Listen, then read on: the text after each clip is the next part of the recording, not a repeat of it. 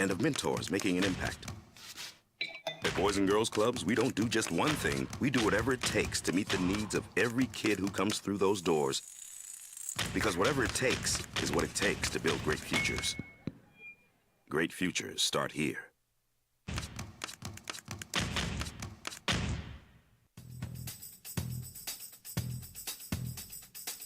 International Protective Services is a proud supporter of ProView Sports and New Mexico Youth Athletics. IPS provides residential and commercial security services in the Albuquerque metro area.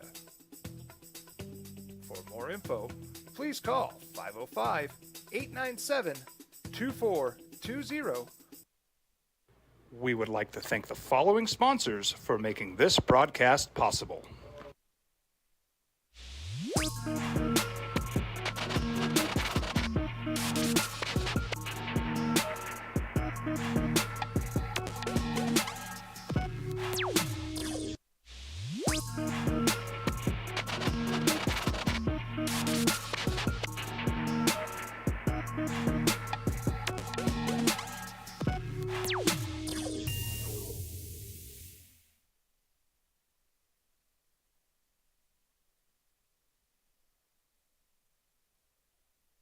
Into the playoffs. The loser will go down to 8th or 9th and securely in the play-in tournament. And it comes down to a insanely controversial call. Warriors win on the road. That 2 in a row on the road for the Warriors? They don't win on the road. That's what I was told. Here come the playoffs. Here come the Warriors. And it's getting interesting. Lakers with a big win last night in the NBA. They crawl back into the play-in tournament, and Ja Morant was back. On the day before and now the day of, the Sweet 16 gets started across the country. Pull out your brackets again, boys and girls. Maybe you still have a chance. Good morning to you and Merry Thursday. It is your opening drive on 95.9 FM and AM 610, the Sports Animal. Jeff Symbieta, JJ Buck. Good morning to you. What it do? How you living? You all right? Living at. Good morning, A. Marie. How are you? Good morning. I'm great. Ready for some hoops. There's a lot of hoops. A lot of hoops, and we're going to talk a lot of hoops today. Looking forward to catching up with our buddy Jerry Palm, CBS sports bracketologist, going to join us from whichever site he is going to be, 8:30 this morning. And then at 9 o'clock, we'll talk some hoops. So there's not a lot of West Coast representation, right? It's Gonzaga, it's UCLA, and it's San Diego State left, right? Is that it? Am I forgetting somebody? I don't believe Nope. I am, right? But certainly for the Mountain West, you've been hanging your hat on San Diego State. We'll catch up with the longtime voice of the Aztecs. Ted Leitner is going to be with us. Ted's been on our show many times over the years, a legend in San Diego, and looking forward. I spent some time with him in Vegas when we were there for the conference tournament, but JJ, Uncle Teddy's always great. Fantastic. And so we'll do that at 9 o'clock this morning. The Aztecs will play in Louisville tomorrow against Alabama. So we got a lot of hoops for you today. So Mark Cuban, after the game, his team loses 127-125. And he called the ref's mistake maybe the worst ever. And it was a weird – they were coming out of a timeout. There was under 2 minutes to go, just under 2 minutes to go. And the Mavericks thought they had the ball. And the ball was the Warriors' ball. And they inbounded Kevon Looney, and he has a free dunk on an inbounds play because the Mavericks believed they had possession, lined up on the other side of the court, and Cuban called an officiating error. I watched it. I didn't see it live. I watched the highlights, I think, like you did. And the referee points in the direction of Golden State, which is to the baseline. Then he points the other way, and they're saying he was pointing at the table for a timeout. And then you can see him with his thumb kind of pushing over his shoulder, almost like a hitchhiker would do, right, saying it's going the other way. It was confusing, I thought. As much as they explained it to me, and as many times I watched it, I was confused. Yeah, the initial call, I thought he signaled Golden State basketball. He did initially. And then, so to me, there was no confusion there. Then they go to a timeout. Then he pointed emphatically the other way, which he says he was pointing at the desk, which when I first saw it without commentating, I thought he changed his call and went the other way. And they go right into a timeout. And when it turns out to be, one possession game late in the contest, that's why you get Mark Cuban protesting the game. And this is the first protest they made since 2008. He's on the floor. The owner's on the floor in front of the replay booth, on the floor. I haven't seen that in a long time. Maybe. Oh, he was talking to the ESPN crew. Yeah. What did you guys see there? What happened in this situation? I'm Mark Cuban. I can do this mess. And it's what you said. It's teams right there, 6-7, trying to secure a playoff position where you don't have to go through the play-in tournament. And for the Golden State Warriors, it was their first one of the season on the road after trailing after the first quarter. It's huge for them. And it was huge for Dallas because Dallas literally falls all the way back to 9. And it was 9 is the play-in game. 9 is right now. And look, we got 8 or 9 games. 9, 10. 7, 8, 9, 10. Right. But we've got right now, we got 8 or 9 games left, depending on which team it is. But right now, if it was like it is, you'd have Dallas, Kyrie, and Luka against the Lakers, against AD and LeBron in that first play-in game for a right to advance to the loser of Minnesota, Oklahoma City to get into the playoffs. Isn't that nuts? Love it. It's bonkers. Lakers win last night, 122-111. They beat Phoenix. That's a significant victory for them. Without LeBron again, Anthony Davis played well. 6-4 in their last 10. Anthony Davis staying on the court, playing really good basketball. And it's because the West, it's a giant question mark. Totally. We don't know who these teams are. People still don't trust Denver Nuggets because they don't think Jokic is worthy of being a 2-time MVP. He just keeps balling. Well, and they've cooled off. They're 49-24. Yeah, but in their last 10, they're 5-5. Okay. They've come back to earth a little So bit. Yeah, 3.5 game lead over anyone in the Western Conference Right. in an 82 game right, and that's why I regular season. I think people are questioning more so. If they don't believe in Jokic, I think they're idiots. I think it's more so that they've somewhat come back to earth a little bit. You don't think so? You think it's all about Jokic? If you're coming back down to earth and you still have a 3.5 game lead in Yeah. the Western Conference, Yeah. I'll take 100%.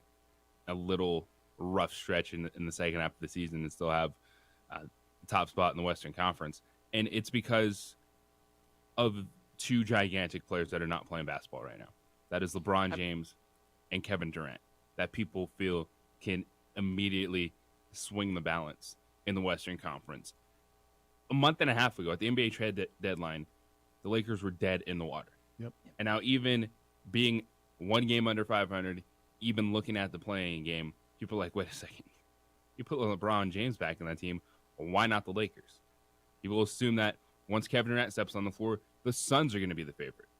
And that's why these games in the Western Conference matter so much, is because it is wide open. I heard a really interesting conversation yesterday. And I'm not sure I thought about it as much, but I've thought about it since. And talking about the Lakers and how they're playing well, and they're 6-4 in their last 10, and the trade helped them a lot. And Austin Reeves is playing well. He had 25 last night. He played 39 minutes. D'Angelo Russell's playing well. He had 26 points last night. Obviously, this won't affect Anthony Davis, but when you put LeBron back in the lineup, put the ball back in his hands, the ball's been in Austin Reeves' hands a lot and D'Angelo Russell's hands a lot. How will they, because I've heard, LeBron will adjust to them. I don't know that I think that's right. How will they adjust to having LeBron back in the lineup? Because it feels like, and I'm not sitting here suggesting that they're better without LeBron. That's not what I'm telling you. But how will they, because right now there's 8-9 games left, so he's going to come back with a couple of games left in the regular season. And it is going to be completely different. The ball's not in Austin Reeves' hand all the time, or D'Angelo Russell, or Dennis Schroeder for that matter. It's going to be LeBron dominant. End of the game, they're going to look to LeBron. As they should. Okay, so how do they adjust? The same way that every team that LeBron James is taking to the NBA Finals has adjusted and so him you on the think floor. that happens like that in 2 games, and they're No, good? Okay. but they're not winning a playoff series. Again, I'm not Without suggesting LeBron. they're better without Thinking- LeBron. Please. People are saying LeBron James should come off the bench. LeBron James. No, should I'm be not saying slow. any of that. No, people, but your narrative comes from that. Well, Not you, but like it blows my mind. It's like we're talking about the Lakers are 6-4 in their last 10, and we're in love with them. right, because they're 6-4, and we said 5-5 on the Nuggets, and no, so I'm not in love with them, and so I've tried to evolve that narrative into what I'm thinking. What I'm saying is, by no means do I think he should come off the bench, nor do I think they're better without him. My concern is, okay, they got kind of something going right now that's got him in this position, And it does drastically change. And it's not like these guys were there playing with him before, so they just revert to what they were doing because these guys are new additions.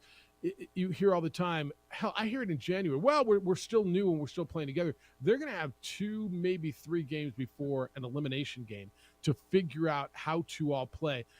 And again, please, this is not me saying LeBron should play. He should come off the bench, that they're better without him. I'm not saying any of those things. You know the key to this? What? It's not D'Angelo Russell. It's not Austin Reeves. Those dudes can live without the basketball in their hands. They played on teams where Austin Reeves played the whole season without the ball in his hands. So how D'Angelo effective Russell will has it be? been a 3. It's Yeah. Anthony Davis. Well, He's the one that's with LeBron James on the floor. He is not locked in. He's the one that floats to the perimeter. He's the one that gets caught watching all the time. it's interesting.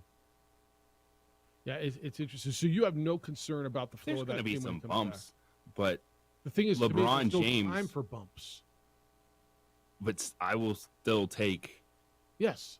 Yes, the answer those is yes. bumps because the one thing with LeBron, and it's happened throughout his career, is he's the one that he defers too much in situations. Like LeBron is going to allow Reeves and Russell to get their shots.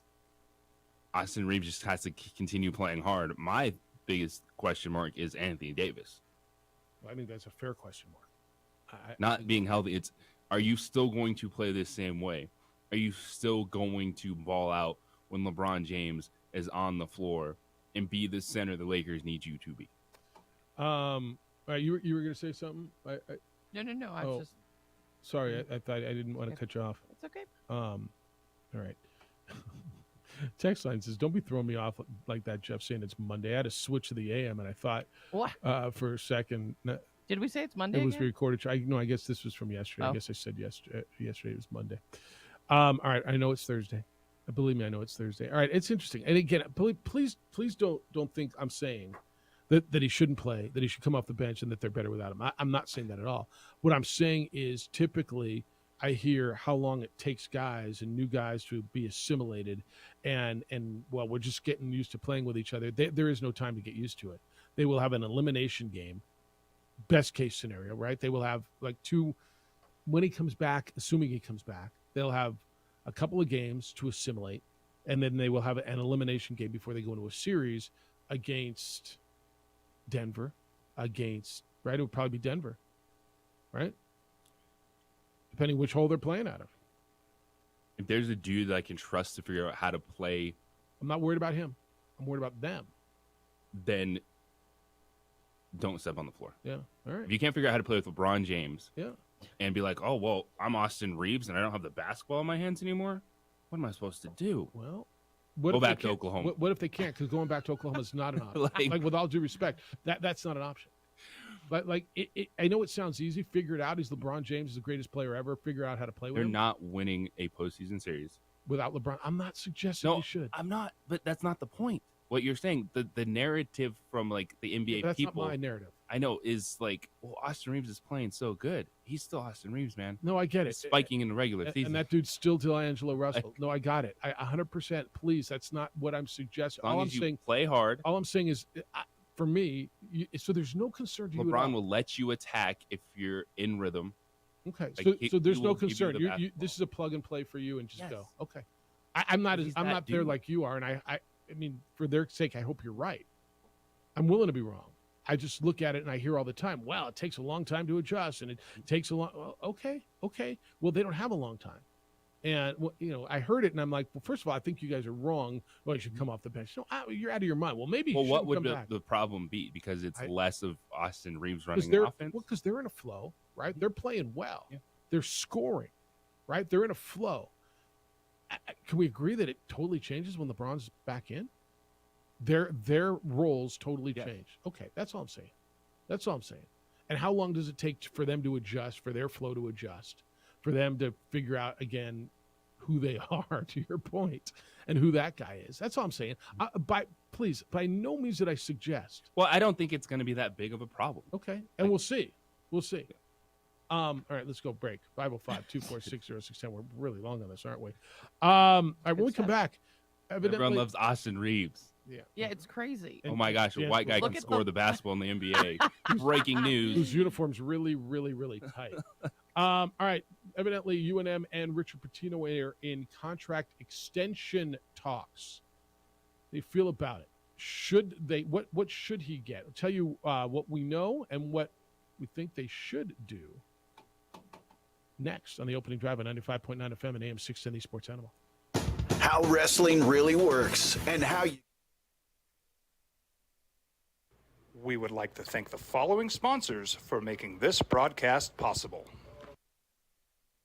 Sometimes it's the small things that make life easier, like never worrying about being declined at an ATM when only cash will do. With your covered from US Eagle, we'll cover you, even if the money's not there. That's a good feeling. And we do it with no extra fees or penalties. It's called trust, and we think that's important, especially if we're asking you to trust us. At US Eagle, that's just part of what it means when we say people mean more. Don't sacrifice quality of flavor when you're in a hurry. Golden Pride offers ribs, fried chicken, green and red chili breakfast burritos, and Frontier Cinnabons. 4 great locations, or visit us online at goldenpride@abq.com. Golden Pride Barbecue Chicken and Ribs, proud supporter of ProView Sports Network.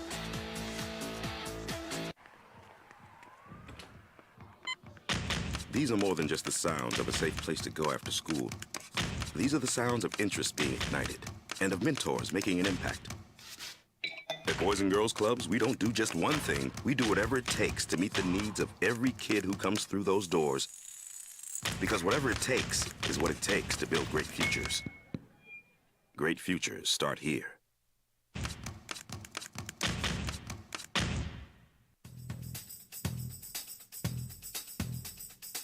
International Protective Services is a proud supporter of ProView Sports and New Mexico Youth Athletics.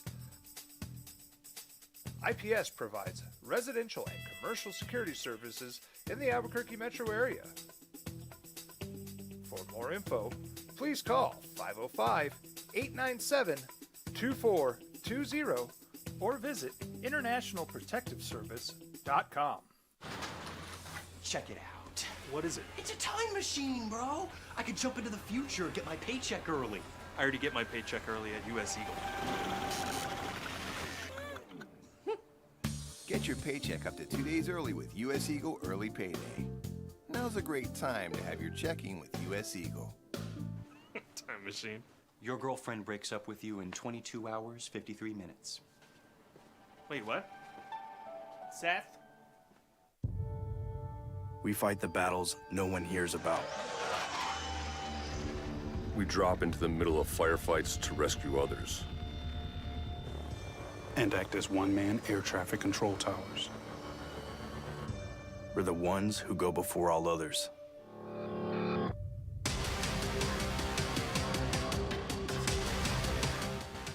U.S. Air Force Special Warfare are proud supporters of ProView Sports.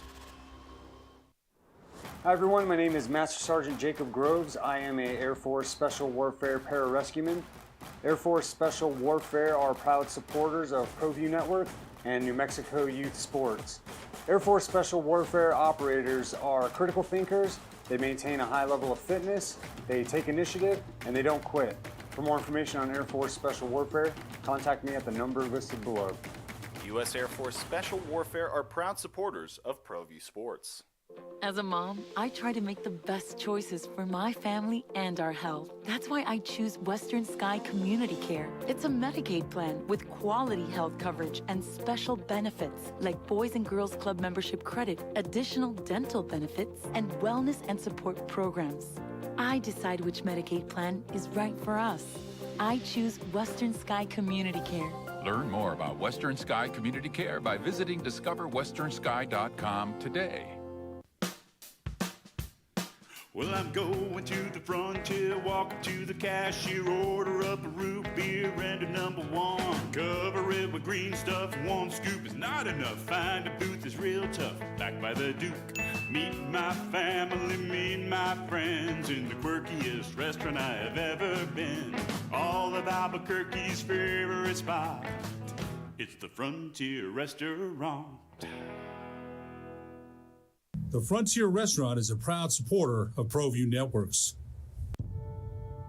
We fight the battles no one hears about. We drop into the middle of firefights to rescue others.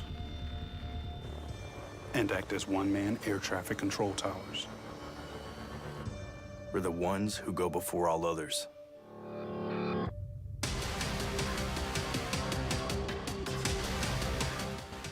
U.S. Air Force Special Warfare are proud supporters of ProView Sports.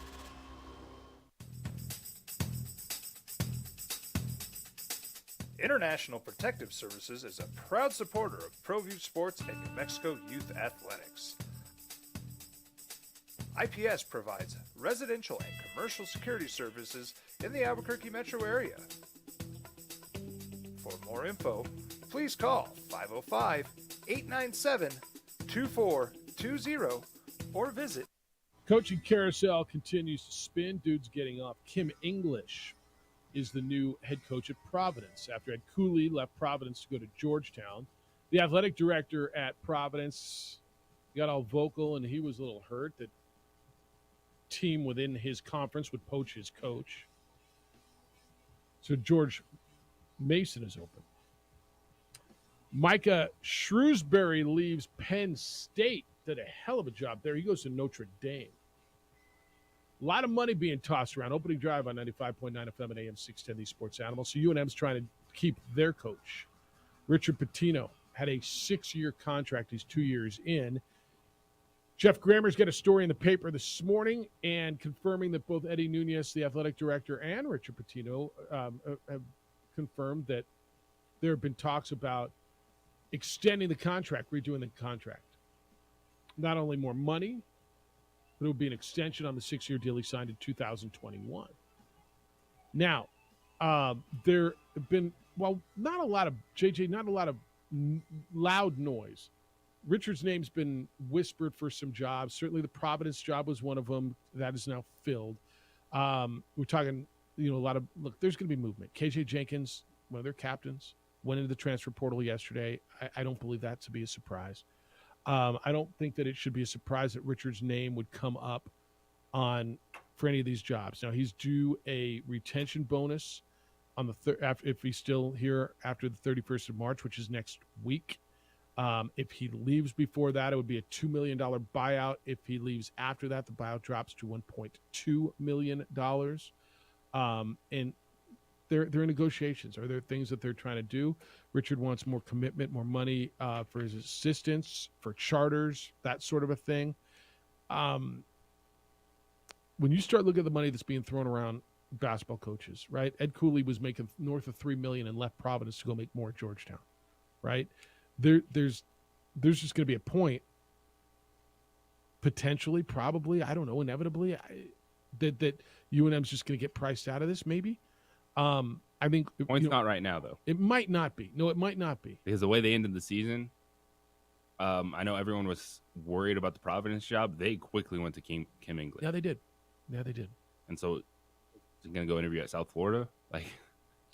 And you were just saying Ryan Odom's name's up, the Utah State coach? Yeah, that came out on the social medias that Utah State's coach was interviewing for that job. So I think right now, as you're a Lobo fan, I'm expecting Richard Pitino to be your coach next year. And reading the story and what Jeff Grammer was talking about in the Albuquerque Journal, it was more about support, which is understandable. Because I'm going to tell you, if you can get more charter flights just for a team, for travel, that's a game changer. Things like that, especially with Rich Pitino coming from Minnesota. Yeah. Well, more so than just saying, I need more money. It's the way it's going. And with the money that's there and the money, and this is the battle, right? The money that is at the power conference schools, and that's the Power 6, and even the American to some respect, the money that is there from football, and I know you don't want to hear it, but it goes back to the football money that comes in, the money that's there, that they're throwing around. I remember telling you this coming back from those Pac-12 meetings years ago. Remember when I said each school's going to get $30 million a year, and it was amazing. And I said, watch, it'll trickle down because then they can afford to buy out your basketball coach. And when UCLA bought out your basketball coach, when you were trying to pay him $1 million and they paid him $2.6 a year, that's where it's coming. Chris Jans left New Mexico State, and his base salary is $2.3 million.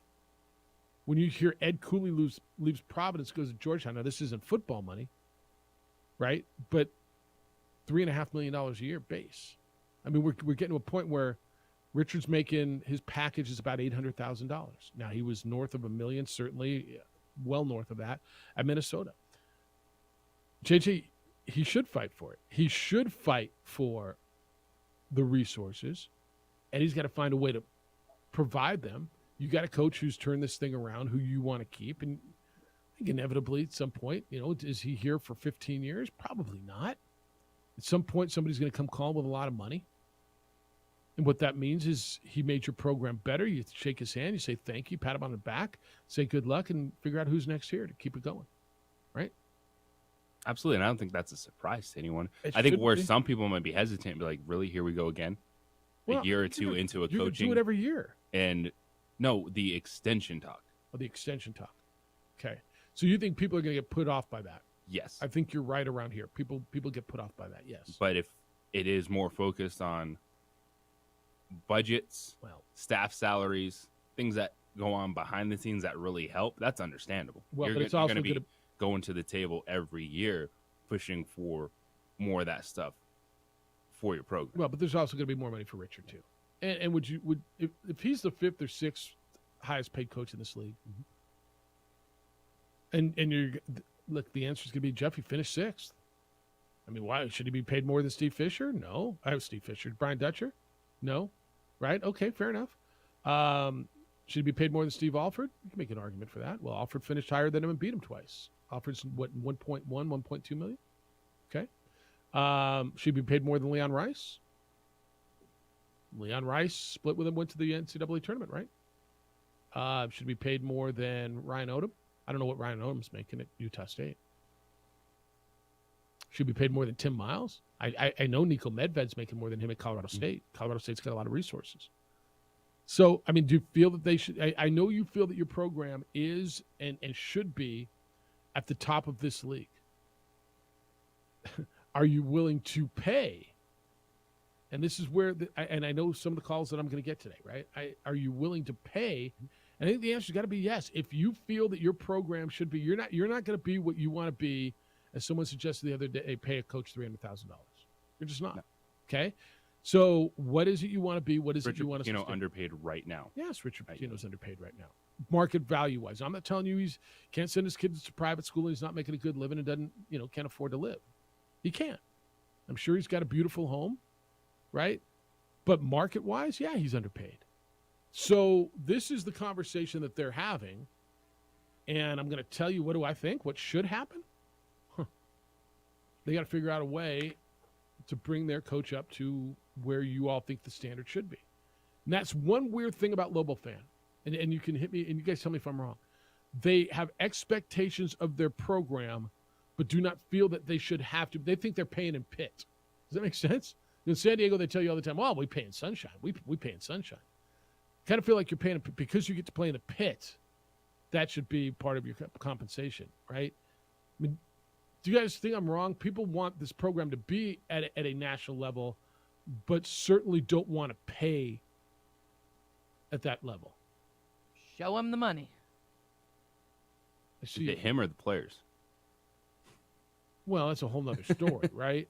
That's a whole nother story. The players theoretically are being paid by the collective, which is private money, which is outside of the university. But if Richard Pitino was making more money with the Lobo basketball, have been better this season. No. But if Richard Pitino's not making more money, are you going to keep him around here to make Lobo basketball better next season? Yes. Yes. If Richard Pitino's not making more money, you think he'll be around for a few seasons? For next year, yes. All right, for next year, yeah. Probably. And look, this carousel isn't done spinning. Because every time someone gets another job opens up. Right now, power 6, yeah, quote unquote, in college basketball. Texas is open. I mean, Texas Tech's interesting. Penn State, Cal. What about Penn State? I mean, why wouldn't he work at Penn State? Why wouldn't he work at Cal? I mean, I'm not trying to run him out of here. Don't get me wrong. I think you're right. I think it cooled when they finished 4-8. At 14-0, JJ, I remember coming in one day and saying he's gone. I told you that off the air, right? How are they going to keep him? All right, 505-246-0610. I'd love your thoughts on that, and you're sending them in. But what should they do? And are you good with an extension? Obviously, what I'm getting already, I'm getting nope. Don't do it. I'll read them to you and tell you what you're thinking, and we'll have the conversation about a possible extension. 8:30 this morning, so that's in an hour. Jerry Palm, CBS Sports, is going to be with us. We'll talk to him about the Sweet 16. And then Ted Leitner, the voice of San Diego State. Aztecs carrying the Mountain West flag, 9 o'clock. They play tomorrow in Louisville against Alabama. It's the opening drive on 95.9 FM and AM 610, the Sports Animal.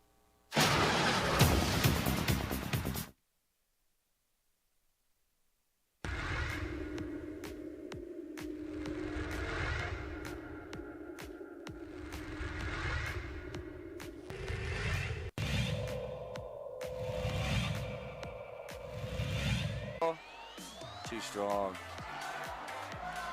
It's going to be a rebound there by Brown. Brown gets it in. Bucket there by Alter.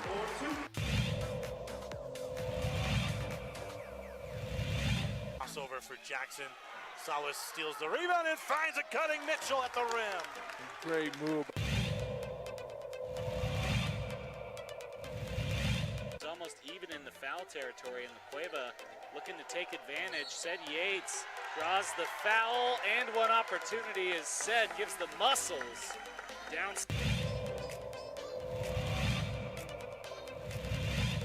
And it's 11-4, 38. Another turnover by Rio Grande. Montoya off the glass, up and in, back-to-back layups for the Demons.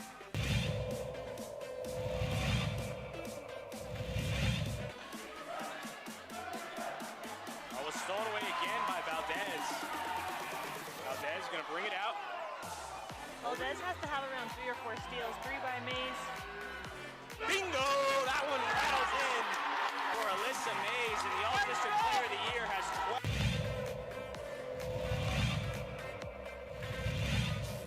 12. Penetrates, no foul called. Rodriguez lines one up and knocks down the 3. First basket of the night.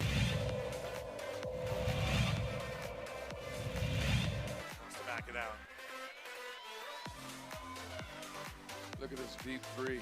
Wow! That was from NBA range.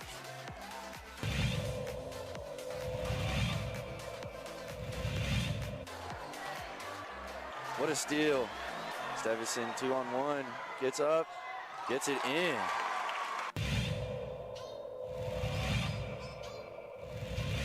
He doesn't use it. Comes back out to Dominguez, who takes a 3. Boom! There's that man, Superman.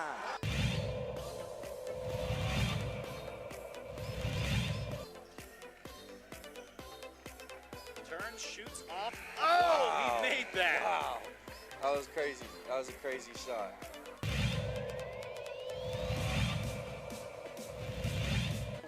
Has everybody on him. Now he got open. Open look for a 3, and that's what he does. A 3 for Dennerclaw. His first bucket of the game. And that's a 3, and it'll count at the buzzer.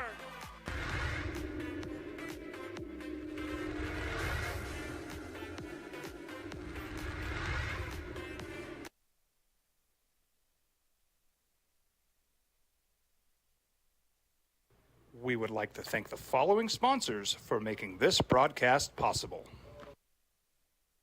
Sometimes it's the small things that make life easier, like never worrying about being declined at an ATM when only cash will do.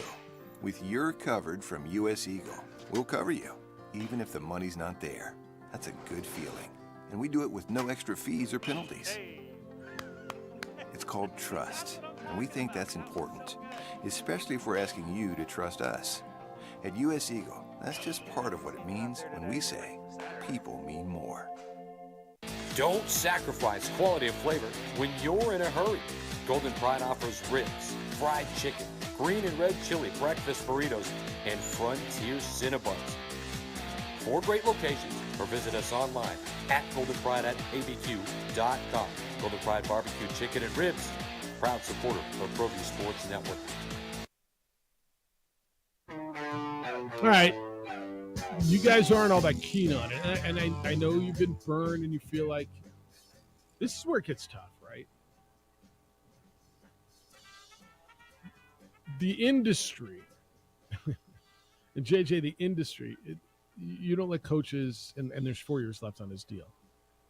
But you have a good season, and define a good season. I would think this was a good season, but I know not all of you feel that way, right? You're doing things to make sure your coach knows that you want him, that you're that you're securing it. Rick Pitino's got 4 years left on his contract, or Richard Pitino has 4 years left on his contract. He's like the 5th or 6th highest paid coach in this league. Contract extension is what we're talking about. So here you are, and the text line, 505-246-0610.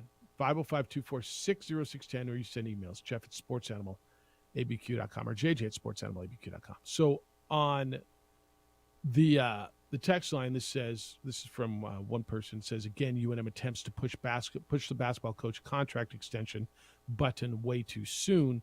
The school depicting the adage, live and learn. Well, maybe. There appears a grouping of 2 issues within your Pitino talk hearing. Extension of years at a 2-year point of a 6-year contract and an increase in pay. They should be separate. So what's he saying? Okay, give him a raise, but don't extend him? I guess that's an option. Give him a raise, extend a year. You got to protect yourself on the buyout side, right?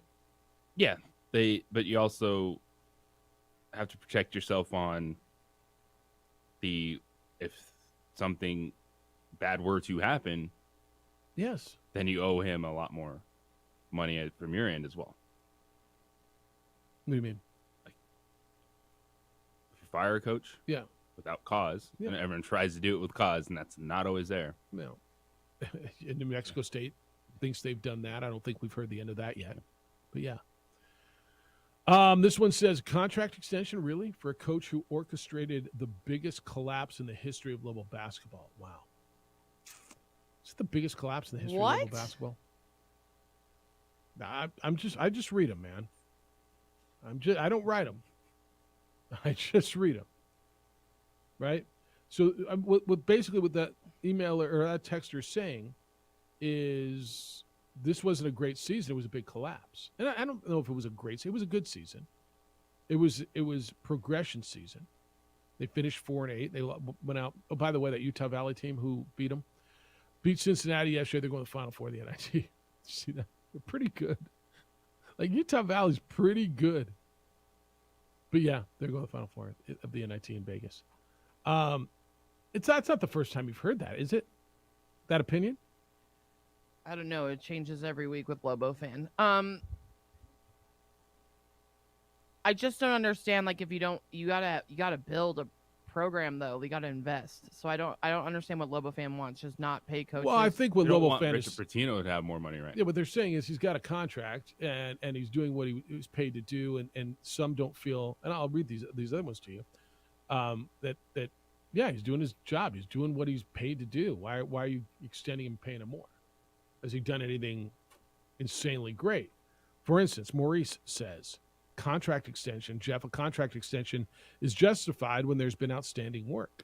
There's been no outstanding work done here. It's from Maurice. Now, you totally would make the argument, if you on the other side of this, that it took over a program that won 6 games that was not only nationally irrelevant, I mean, they were borderline irrelevant here, right? And got them to 14-0, last undefeated team in America, nationally ranked. Well, Jeff, did they go to the NCAA tournament? No, they did not. So you got to figure out what prism you're looking through. Was it a great season, A-Marie? I don't think it was great. It was a good season. It was progress. There were some great moments in it. But when you look back on it, you say, okay, that was a good season. It was great, but biggest collapse of all time. I disagree with that too. You had a good team. You have a transfer portal. You have a good coach. You got to watch the Lobos on TV all throughout the season. Well, you had a fun season. I know you didn't make the NCAA tournament, but like, you got to pay to build. Okay, and the argument would be, well, we're paying to build. That Right. would be his argument. And I don't get, reading with what's being discussed that this is necessarily like Richard Pitino's like, I need more money now. That's always going to be a part of the contract extensions, whatever coach you are, wherever you are. It was more about resources, the athletic budget. That was my biggest takeaway from this, instead of Richard Pitino like, oh, I need $1.5 million. Well, but they're talking about extension. Extension means more years and more money for him. Look, if you're going by market value, and this program, you want it to be what you want it to be, at some point you're gonna have to pay market value for what you want it to be, and that hurts people, and I understand. James says roster and staff. But I don't get that. So Richard Pitino would be a better coach if he's making more money. No, he wouldn't be a better coach if he's making more. But if they're investing more in the program after this, would make it that better. Makes it better. But I think we're talking about both of these things in this conversation. Now, I don't know. I'm not in on them, but I would, from what I gleaned from that story and what I know from these sorts of negotiations, I'm going to guess it's both of those things, right? It's make sure that there's more money for the program, more an investment in the program, whether that's more charters, because I'm in, whatever. Like Richard Pitino, with his relationships, because this isn't just about, oh, we need to have the highest paid coach in the conference. Like, that ship has sailed. Okay. Because it's about also what collective are you running to get said players you need to make that coach look good. Big part of it, yes. But I think that's a separate conversation. I think. And so I can understand just right now where that's coming from. Like, here we are again for a Lobo coach talking about extension, talking about adding money on. Now, if it's more of the, hey, you get a little bit, but the budget increases, that's the biggest positive to me. I think that's what we're looking at, right? A little bit more for him, whether that brings him up to 900, $1 million, whatever. And the budget increases for charters. So that's the biggest thing for every coach. And that's what I gleaned from it. Is more for trying to get the best for your program that you can. Right, James says roster, staff, and stabilization, Jeff. Well, I fully expect the Lobo basketball roster and staff to be rebuilt from scratch again next season. In 12 months from now, I think it's important that both are stabilized and we aren't hearing about guys in the transfer portal. Pitino will only be a success in my book if that happens. Until then, a contract extension is not warranted. James, I'm going to tell you, you're going to hear about transfer portal every year from now on. It's going to happen every year, all over the country. Yeah, it's going to happen every single year from now on. And there's going to be guys who come in and they don't play, or the situation's not right, and they're going to go find another spot. With all due respect, James, I don't know that means it's unstable. I mean, the rosters won't be stable, but I don't think that means the program's unstable. It's going to happen at UCLA. That's why you're getting the players. It's because of the transfer portal. You love them when they come in. You love when they come in. Yeah, you love this them. is so great. Yeah, well, I mean, I'm trying to be positive for Lobo fan. Then they leave, but I'm saying I'm trying to be positive. You're getting Lobos these players. have never lost an all-conference player. Who's the best player they ever lost? Who's the best player? What was that, Jefferson, the kid that went to Creighton? And that was after was coaching nice. change. Yeah. I think that's understandable. Who's the in a best program. player that left here and went somewhere and did something great? He brought some role players. Who? But no, honestly. But a lot of that is what you're saying is like Damian Jefferson won too. That was in the midst of a coaching change, program turnover. Like, that's going to happen regardless from that. I can give you a long list of players who came in the transfer portal and were impactful. Who's the best player? What player left here and had the biggest impact somewhere else? Exactly. Scratch your head for a while, and we'll get to the phones at 505-246-0610. I got a bunch of this it's kind of interesting where you are on the Pitino contract extension conversation. Should they do it? We'll continue that conversation. It's almost the weekend, and you need to make your brunch plans. And I got the best new brunch for you in town. It keeps getting better at 377 Brewery. I tell you about them on a daily basis. And now every Sunday, brunch is on the menu from 9 a.m. to 1 p.m. It includes all your breakfast favorites. For please, if you go out there, please get their green chili cheeseburger. It is to die for. And my other favorite part is they feature a mimosa and Bloody Mary bar. It's family friendly. It's pet friendly. They have a new beautiful patio as spring approaches us. Well, it is spring, but you know what I mean, the weather. So stop by on the northwest corner of Yale and Gibson at 377 Brewery for brunch this weekend, or check them out at 377brewery.com.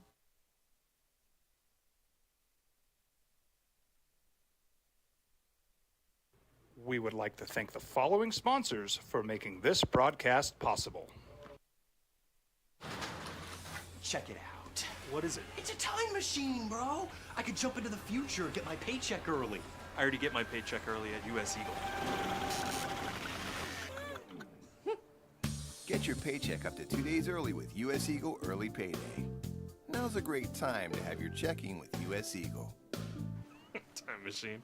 Your girlfriend breaks up with you in 22 hours, 53 minutes. Wait, what? Seth? These are more than just the sounds of a safe place to go after school. These are the sounds of interest being ignited and of mentors making an impact. At Boys and Girls Clubs, we don't do just one thing. We do whatever it takes to meet the needs of every kid who comes through those doors. Because whatever it takes is what it takes to build great futures. Great futures start here.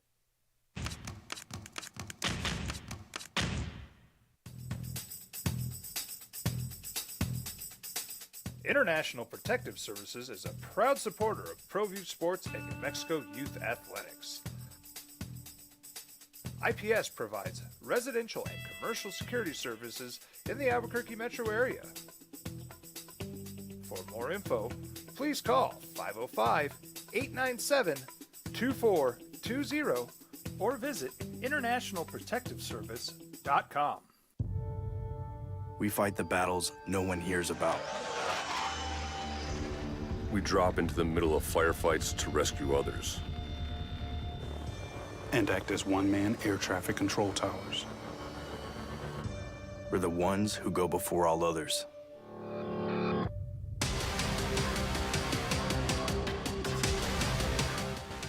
U.S. Air Force Special Warfare are proud supporters of ProView Sports. Well, I'm going to the frontier, walking to the cashier, order up a root beer and a number one. Cover it with green stuff, one scoop is not enough. Find a booth that's real tough, backed by the Duke. Meet my family, meet my friends in the quirkiest restaurant I have ever been. All of Albuquerque's favorite spot, it's the Frontier Restaurant. The Frontier Restaurant is a proud supporter of ProView Networks. Hi everyone, my name is Master Sergeant Jacob Groves. I am a Air Force Special Warfare pararescueman. Air Force Special Warfare are proud supporters of ProView Network and New Mexico Youth Sports. Air Force Special Warfare operators are critical thinkers. They maintain a high level of fitness, they take initiative, and they don't quit. For more information on Air Force Special Warfare, contact me at the number listed below. U.S. Air Force Special Warfare are proud supporters of ProView Sports.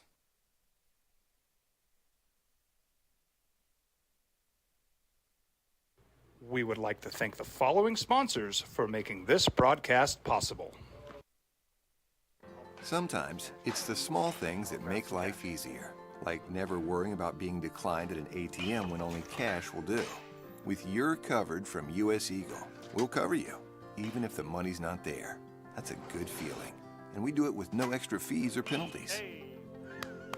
It's called trust, and we think that's important, especially if we're asking you to trust us. At US Eagle, that's just part of what it means when we say people mean more. Hi everyone, my name is Master Sergeant Jacob Groves. I am a Air Force Special Warfare pararescueman. Air Force Special Warfare are proud supporters of ProView Network and New Mexico Youth Sports. Air Force Special Warfare operators are critical thinkers. They maintain a high level of fitness, they take initiative, and they don't quit. For more information on Air Force Special Warfare, contact me at the number listed below. U.S. Air Force Special Warfare are proud supporters of ProView Sports.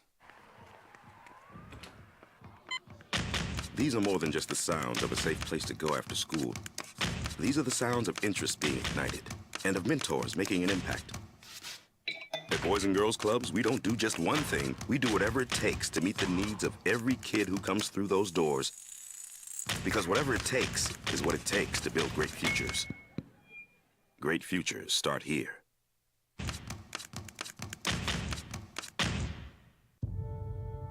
We fight the battles no one hears about. We drop into the middle of firefights to rescue others. And act as one-man air traffic control towers. We're the ones who go before all others.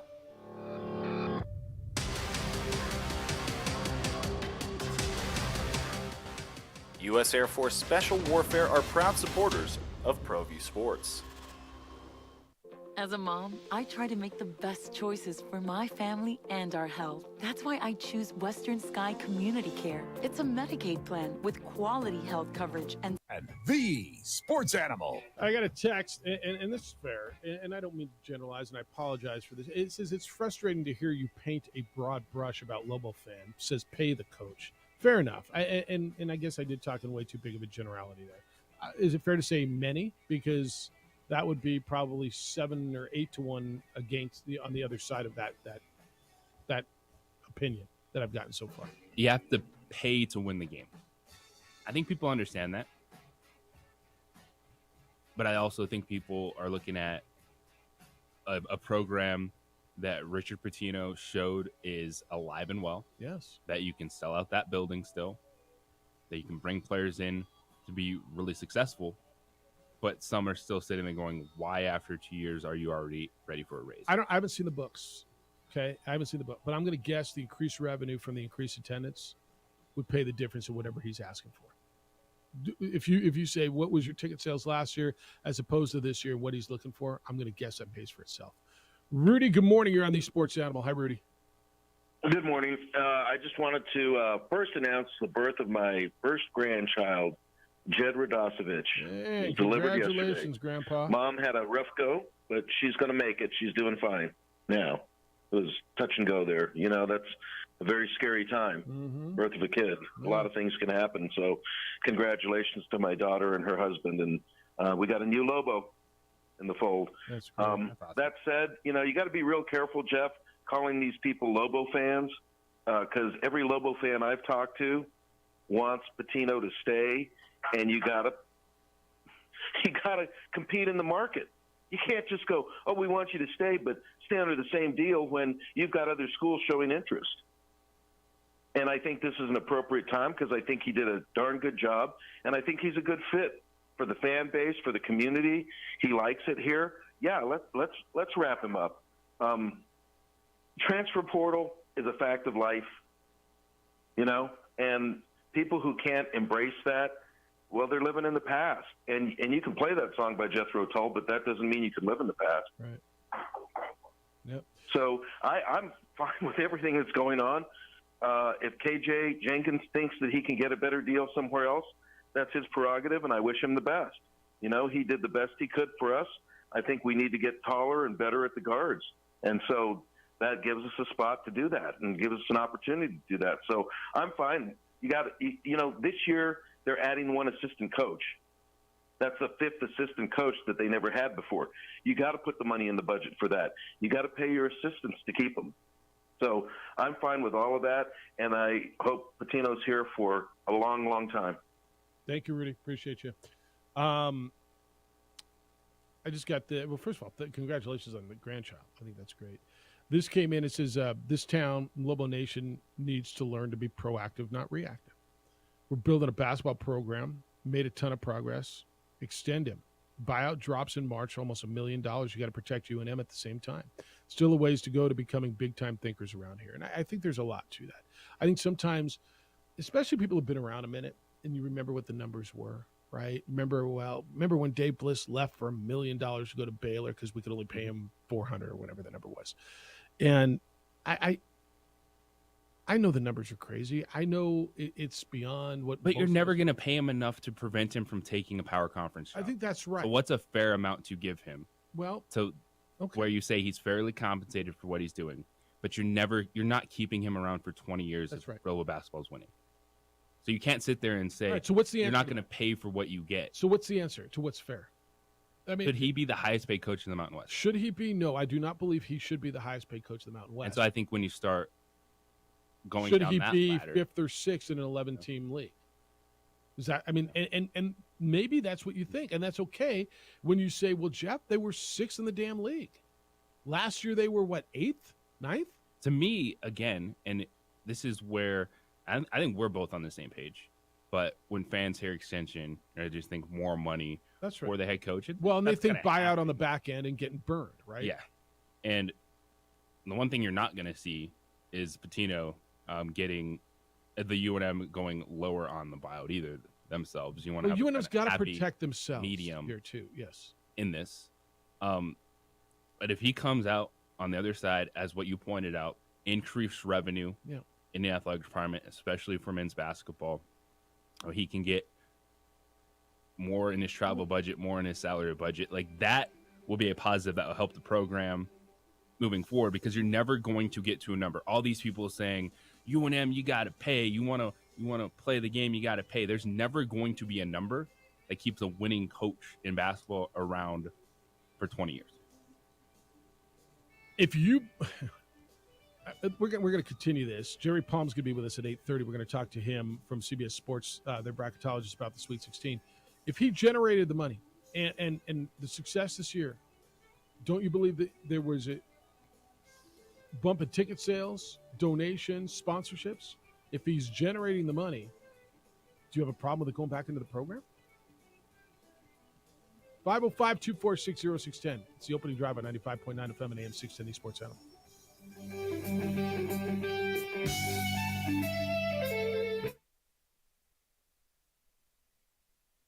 We would like to thank the following sponsors for making this broadcast possible. Sometimes it's the small things that make life easier, like never worrying about being declined at an ATM when only cash will do. With You're Covered from US Eagle, we'll cover you, even if the money's not there. That's a good feeling. And we do it with no extra fees or penalties. It's called trust, and we think that's important, especially if we're asking you to trust us. At US Eagle, that's just part of what it means when we say people mean more. Hi everyone, my name is Master Sergeant Jacob Groves. I am a Air Force Special Warfare Pararescueman. Air Force Special Warfare are proud supporters of ProView Network and New Mexico Youth Sports. Air Force Special Warfare operators are critical thinkers. They maintain a high level of fitness, they take initiative, and they don't quit. For more information on Air Force Special Warfare, contact me at the number listed below. U.S. Air Force Special Warfare are proud supporters of ProView Sports. These are more than just the sounds of a safe place to go after school. These are the sounds of interest being ignited and of mentors making an impact. At Boys and Girls Clubs, we don't do just one thing. We do whatever it takes to meet the needs of every kid who comes through those doors. Because whatever it takes is what it takes to build great futures. Great futures start here.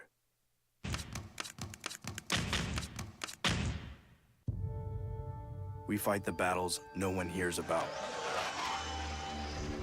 We drop into the middle of firefights to rescue others. And act as one-man air traffic control towers. We're the ones who go before all others.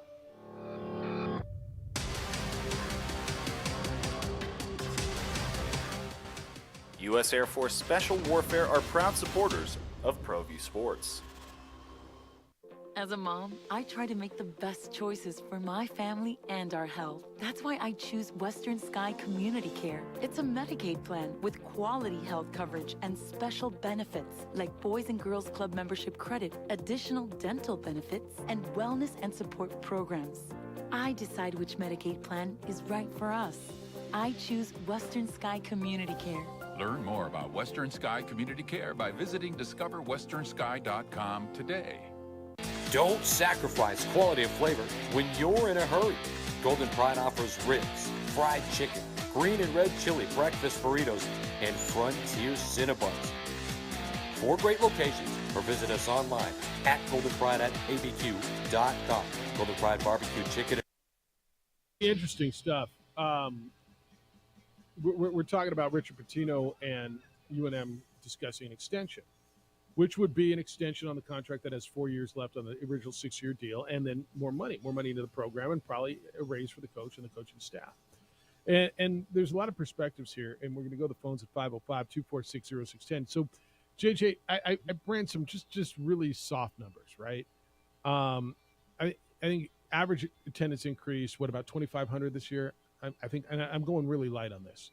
And if the average ticket is $20 and there were 18 games, so it was about $1 million, $900,000, just call it $1 million in ticket sales, plus whatever you bump in your concession, your parking, your increased sponsorship. So let's just say, would you agree that the Lobos having a good season, rejuvenating the interest in Lobo basketball, and the numbers I'm sure are easy to find, but somewhere between another $1.5 million and $2 million into the program? Is that fair? Would you say that's conservative? Okay. So what if you invested $800,000, $500,000, whatever the number is, back into men's basketball? So we're going to charter a few more times. We're going to give the coaches a raise. Richard gets a raise. His coaches get a raise, and you invest it back in. Is that a good investment on your money? Sounds like a good investment. It feels like it would be paying for itself. Now, I don't know the Title IX ramifications, right? You travel with the Lobo women's team, okay? If the men, and I don't know the answer to this, but if the men travel charter, I know you travel charter a number of times, not all the time, right? Like, what would you say the percentage was? 40% ish? Probably in there. All right. So I don't know if that means you have to increase the women's charter and the expense there. I don't know. Again, I'm sitting here looking at it from the outside, but I'm looking at it saying, okay, you had success this year. You would anticipate more success next year. Will it pay for itself? And I think the answer is yes. And that's, I think, when you look at it, trying to piece out this conversation, because a lot of people will hear, and I'll paint with a broad brush, just hear extension, more money, Pitino, and then freak out because they've been burned in the past with the contract extensions, the performance then not being there, and everything that comes with moving on from a coach and contracts and paying out what is owed. But in this regard, I think if you look at where this program is going, I do believe Richard Pitino is the right guy. You have the bump in investment overall in athletics, because that's a positive for UNM. Being the basketball coach, bringing in these players, people are buying tickets, you're moving forward. Like, that's a fair move to do in the program. Like, I understand that. The one thing I will push back on is the narrative that people don't want to pay for something. You're never reaching a level at UNM where you're going to fairly compensate a guy where he's going to turn down a Big East coaching job. I think that's right. Like, that's the reality. You need him to be comfortable. The money's going to be bigger. You need his salary to be fair with what he's accomplishing while he's here at your university, in your conference. But the people that are saying, oh, this is New Mexicans, man, they never want to pay for it. You're never going to reach a level to where if Rich Pitino is taking steps and he's winning the conference, he goes in the NCAA tournament a few times, to where if one of those teams calls, he's turning them down. Yeah. So that's just the one thing I'll push back on, is fairly compensate your coach, invest in your athletics, but understand there's never going to be a number that you're going to reach. Got it. All right. So I asked, we talked transfer portal, right? And then I'm going to the phones. The email I got earlier, well, they got to be stable. Transfer portal this year, but it better stable next year. I'm like, you guys, transfer portal is going to be there. So I said, who are the players who made the biggest impact when they left here? And 0259 on the text line says Jamal Williams to Washington. I don't know that he made a huge impact, but he was a nice player. Damon Jefferson to Creighton. Vance Jackson to Arkansas and ECU, and I don't think he made a big impact when he left here at all. Elijah Brown and Anthony Mathis to Oregon. Okay, they each had a nice year. Cullen Neal to Ole Miss, then he transferred to St. Mary's. Like, he didn't have an impact there. Arthur Edwards to Alabama. I mean, he went there. I mean, if that's what you got, I'm going to tell you you've won exponentially, getting way more than you've lost in the transfer portal. Guys who've come in have made way more of an impact overall. If you're scoring this, if that's the list, and it's a nice list, and you're right on Elijah, he went to the tournament. Didn't they? They go to the NIT that year, right? And Anthony Mathis, yeah. But what you've gotten in on the transfer portal, I would tell you, I think exponentially outweighs what you've lost in the portal. And I mean, it's not going away, boys and girls. Get used to it. Brian, you're on the Sports Animal. Good morning. Hey, guys. Good morning. Good subject, timely subject. I think Pitino is a great get for University. They need to do what they can to keep him here. I think everybody has their own opinion. I think some of the frustration is of all the past buyouts. That's right. And I don't know if there's anything we can ever do about it. I think a big frustration for a lot of people is, I don't know if you have a buyout contract in your employment. I know I don't. And it's real frustrating when we know somebody's going to be here for a while, improve things, but they're going to go on to a bigger, better job somewhere. And they're going to, or if they don't do well, I think that's the bummer side of it, is then they get a buyout, and they don't live up to their contract. So I think that's the frustration with a lot of people. I think most people would agree he's done a lot for the program, and shit, let's do what we can to keep him here for a while. I got you. Thanks, man. I hit the button. All right, Brian, thank you. So up until that, I think he's right. And what did I tell you in the break? Exactly what he said, right? I think the people have been burned or feel like they've been burned, like it's their money, by buyouts, right? It bothered them that you had to pay Craig Neal to go away, and Richie McKay, and Fran Fraschilla, and Paul Weir, right? It bothered when there's years left, and you're saying, wait a minute, man, there's 4 years left. Why are we extending this guy? Because that's you feel like you know how it ends, right? It always ends this way. And I agree with the caller there. I think that's where that sentiment is coming from. Why would you extend him? He's got 4 years left. He's making a lot of money, and it's going to end up we're just going to have to pay him to go away. And I understand that because I firmly believe that's where this is coming from. I think you do too, right?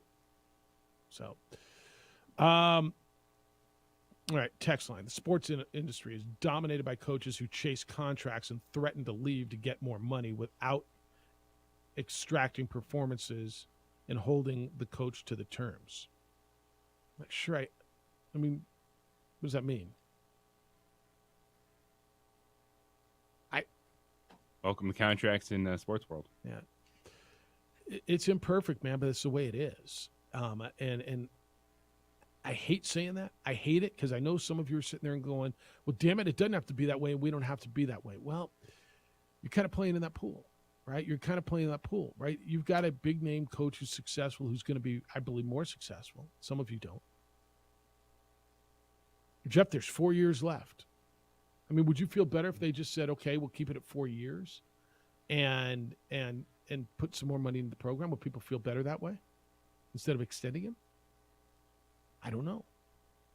This one says, give him the money. Where were we ranked when he started and where we are now? What was the attendance average when he started and where it is now? It's a great improvement. Yeah. This one says, but does this conversation also say that Lobo coaches and fans overvalue the level of recruiting at UNM because of all of the many players that were washouts elsewhere? Recruiting is like the draft, man. You hit and you miss. UCLA does. You do. Duke does. Why? And that's just like being a rotation player is not a washout. Like the majority of the guys that you named,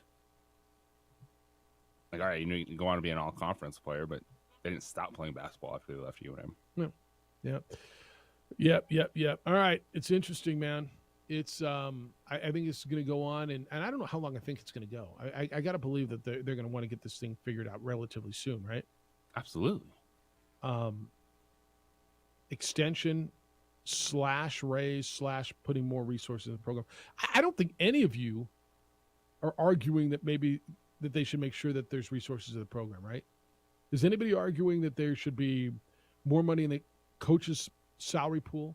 More money for charters, that sort of thing. And maybe there's people saying, what's wrong with taking Southwest Airlines, Jeff? I don't know, dude. Again, it's changed since 1990.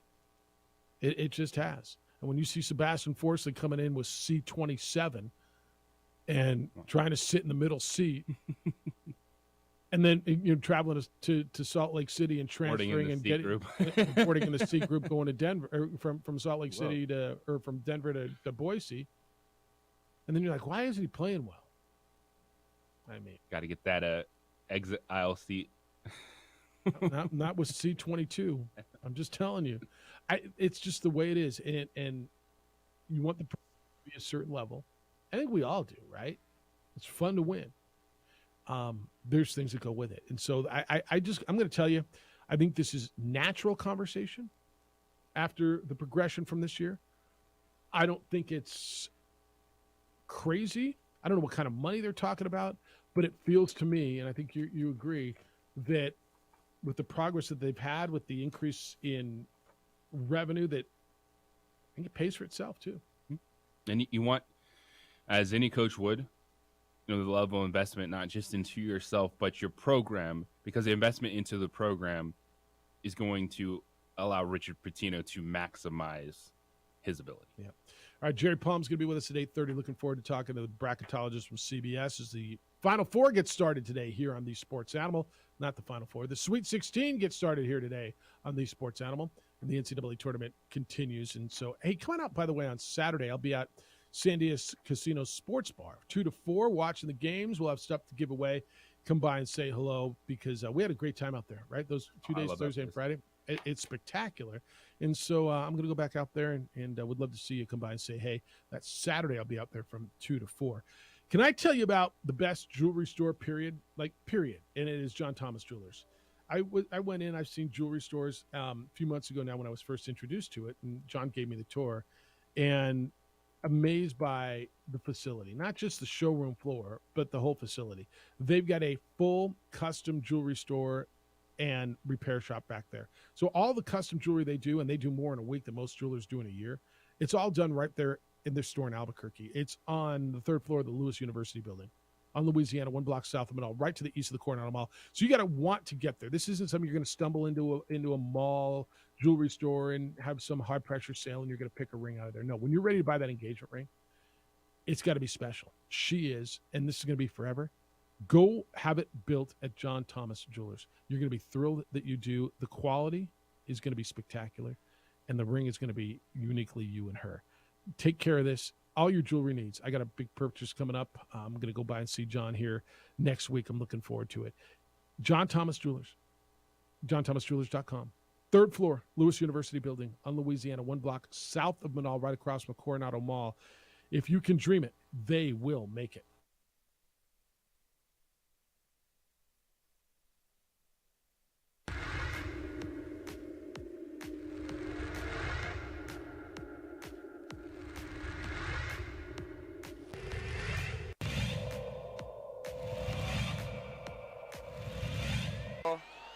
Too strong.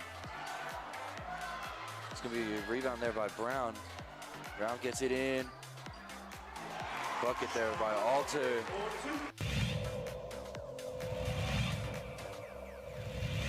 Crossover for Jackson. Salas steals the rebound and finds a cutting Mitchell at the rim. Great move. It's almost even in the foul territory, and the Cueva looking to take advantage. Said Yates draws the foul, and one opportunity is said, gives the muscles down.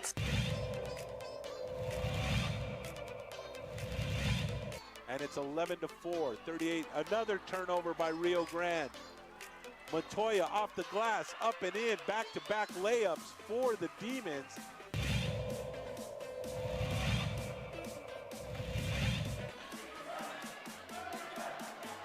Stolen away again by Valdez. Valdez going to bring it out. Valdez has to have around 3 or 4 steals. 3 by Mays. Bingo! That one rattles in for Alyssa Mays, and the All-District Player of the Year has 12.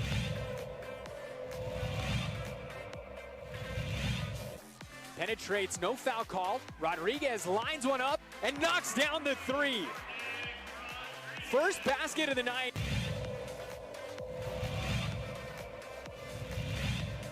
Back it out. Look at this deep 3. Wow, that was from NBA range.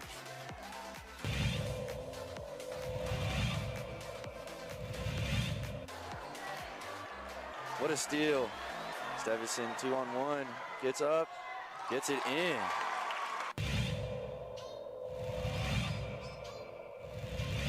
He doesn't use it, comes back out to Dominguez, who takes a three. Boom! There's that man, Superman.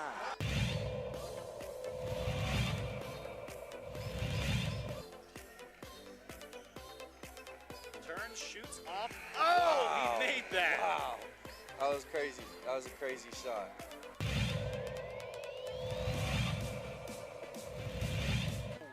Has everybody on him. Now he got open. Open look for a three, and that's what he does. A three for Denaclaw.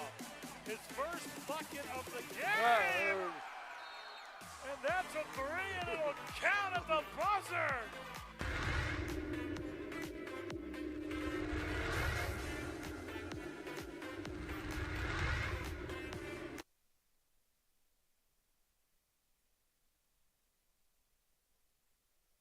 We would like to thank the following sponsors for making this broadcast possible.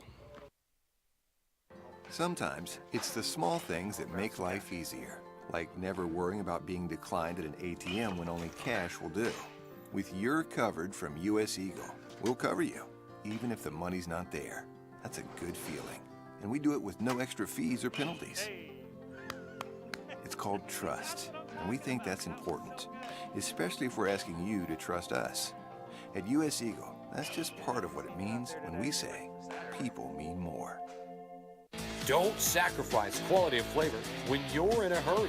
Golden Pride offers ribs, fried chicken, green and red chili breakfast burritos, and Frontier Cinnabons.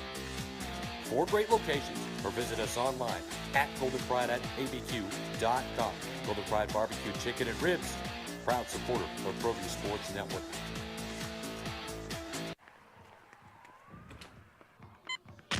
These are more than just the sounds of a safe place to go after school. These are the sounds of interest being ignited and of mentors making an impact. At Boys and Girls Clubs, we don't do just one thing. We do whatever it takes to meet the needs of every kid who comes through those doors. Because whatever it takes is what it takes to build great futures.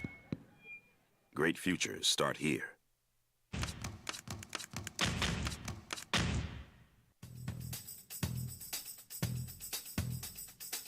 International Protective Services is a proud supporter of ProView Sports and New Mexico Youth Athletics. IPS provides residential and commercial security services in the Albuquerque metro area.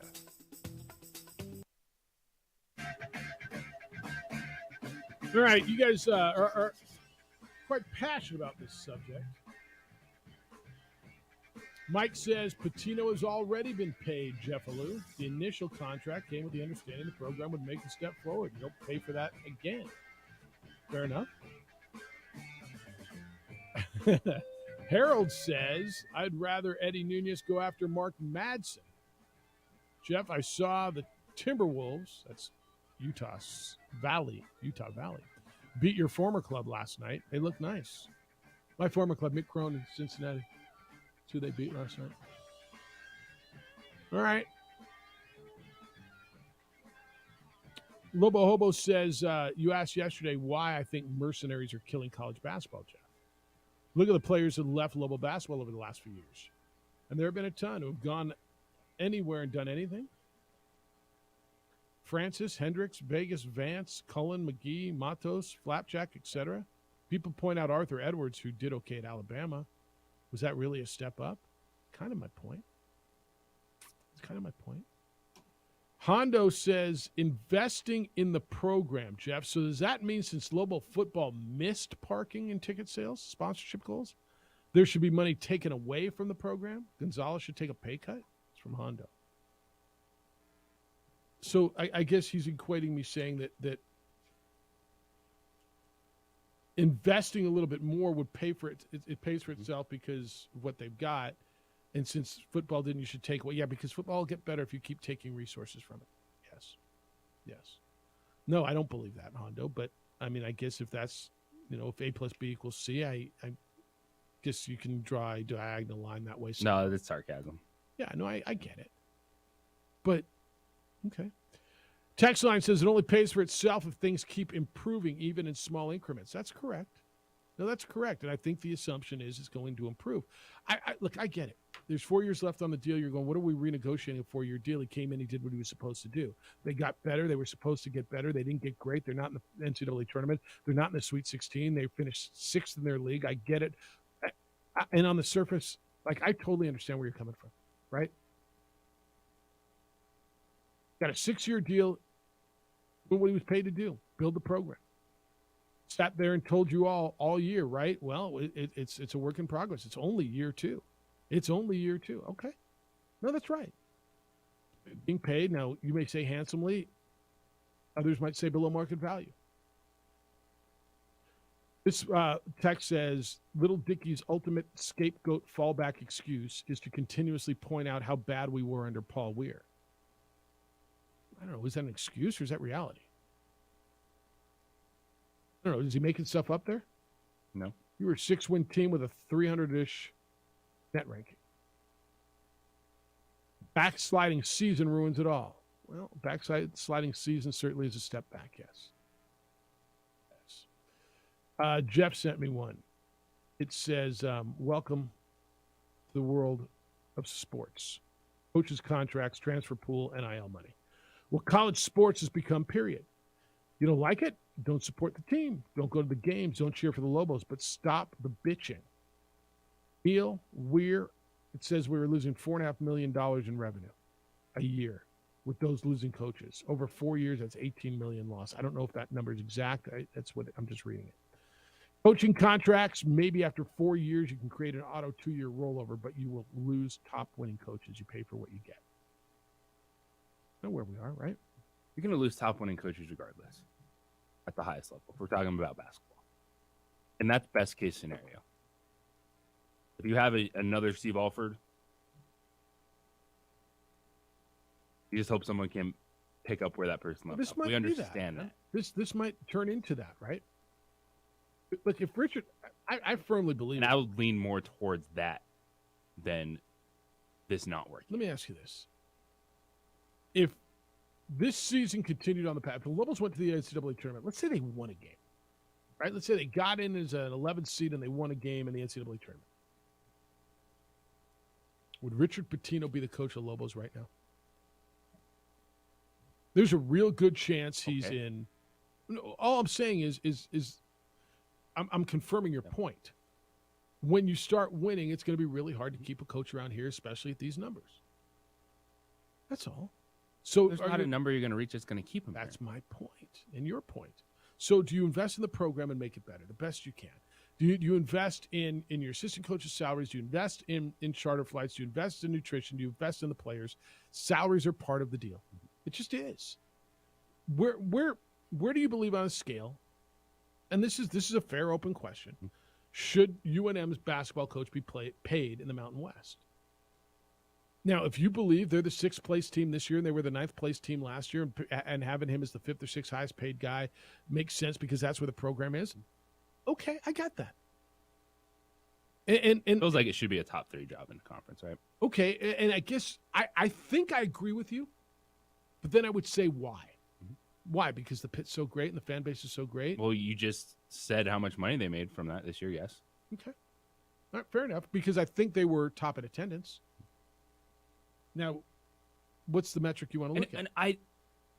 And I guess this is the challenge, too, because we're all learning new college athletics. And if you're caught up on you're not paying your coach enough, that's why you're not successful, that's not the way things work anymore. Like, yeah, you want your coach to be fairly compensated so he continues to do a good job. But paying Richard Pitino X amount of money isn't winning you more games. Is not getting the next Morris Udeze through the door. Well, I guess you can make a roundabout argument that it is.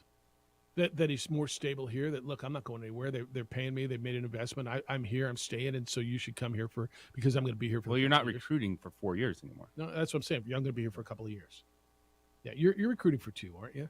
Morris Udeze, you were. But these guys are smart enough that they know if they're coming in, I think they're signing that NIL deal for 1 or 2 years. Whole They're nother really story. good. Their coach leaves. Okay. Yeah. All right.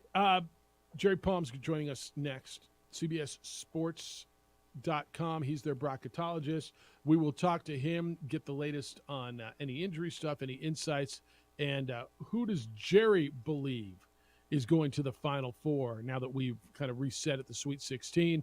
We'll talk to him. He hit every team but one of the 68 teams in the NCAA tournament. Kind of knows his stuff a little bit. Looking forward to catching up with him. You see, you believe, right? Well, I'm seeing and I believe. And I'm seeing so well because of what happened 20 years ago when I went to Dr. Stephen Coleman at Coleman Vision and got my LASIK. I was wearing glasses. I was wearing contacts. I was anchoring the morning news, getting up at 3 a.m, putting my contacts in at 4 a.m. or 4:30 and dealing with them. And then the glasses and it's done. Went and saw Dr. Coleman. I had a high degree of astigmatism. He took care of that because that's what he specializes in. And I had LASIK and I opened my eyes and I could see. It really was that magical and it's life-changing. 20 years later, it is still life-changing to me. If you are done with glasses, done dealing with contact lenses, and you want to be able to see, there's only one place to go, and it's Coleman Vision. Dr. Coleman uses technology that's cutting edge. In fact, he played a huge role in developing and testing this current technology. He uses it here in New Mexico, and it's used around the world. It originated at Sandia Labs. People come from everywhere to Coleman Vision because they know that he's the best. You'll understand it the second you walk in the door and how comfortable you feel and just the feel of the place, the people. And he'll tell you, if you're not a candidate, he's going to tell you you're not a candidate and give you ideas on what you can do. Do yourself a favor. It was life-changing to me. And everybody I know who did this with Dr. Coleman, it's changed their life. Coleman Vision is the spot, the only spot for LASIK. 505-821-8880. 505-821-8880 or online, colemanvision.com.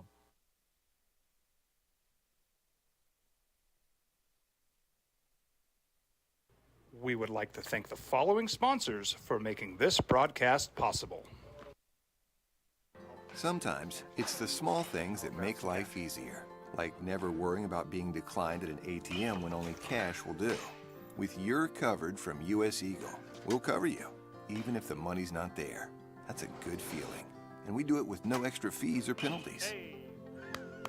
It's called trust, and we think that's important, especially if we're asking you to trust us. At US Eagle, that's just part of what it means when we say people mean more. Don't sacrifice quality of flavor when you're in a hurry. Golden Pride offers ribs, fried chicken, green and red chili breakfast burritos, and Frontier Cinnabons. 4 great locations, or visit us online at goldenpride@abq.com. Golden Pride Barbecue Chicken and Ribs, proud supporter of ProView Sports Network.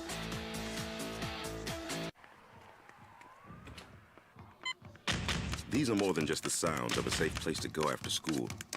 These are the sounds of interest being ignited and of mentors making an impact.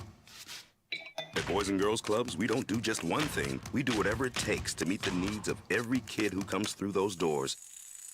Because whatever it takes is what it takes to build great futures. Great futures start here.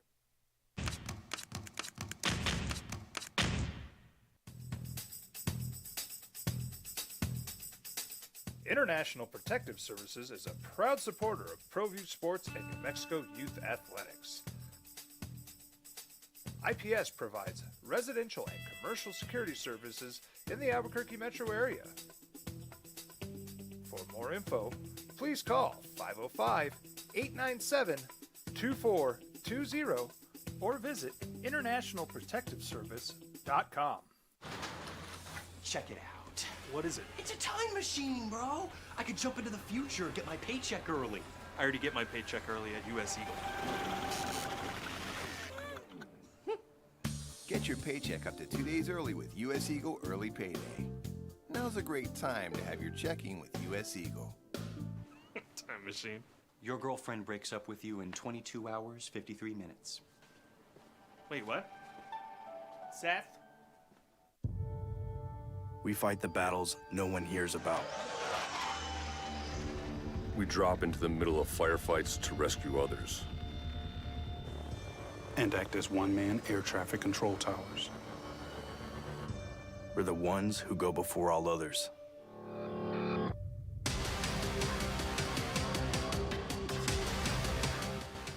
U.S. Air Force Special Warfare are proud supporters of ProView Sports. Hi everyone, my name is Master Sergeant Jacob Groves. I am a Air Force Special Warfare pararescueman. Air Force Special Warfare are proud supporters of ProView Network and New Mexico Youth Sports. Air Force Special Warfare operators are critical thinkers. They maintain a high level of fitness, they take initiative, and they don't quit. For more information on Air Force Special Warfare, contact me at the number listed below.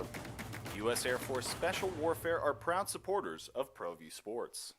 As a mom, I try to make the best choices for my family and our health. That's why I choose Western Sky Community Care. It's a Medicaid plan with quality health coverage and special benefits like Boys and Girls Club membership credit, additional dental benefits, and wellness and support programs. I decide which Medicaid plan is right for us. I choose Western Sky Community Care. Learn more about Western Sky Community Care by visiting discoverwesternsky.com today. Well, I'm going to the frontier, walk up to the cashier, order up a root beer and a number one. Cover it with green stuff, one scoop is not enough. Find a booth is real tough, back by the Duke. Meet my family, meet my friends in the quirkiest restaurant I have ever been. All of Albuquerque's favorite spot, it's the Frontier Restaurant.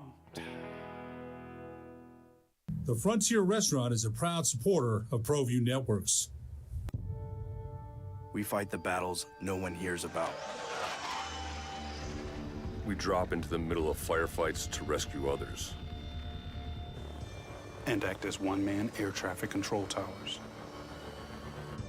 We're the ones who go before all others.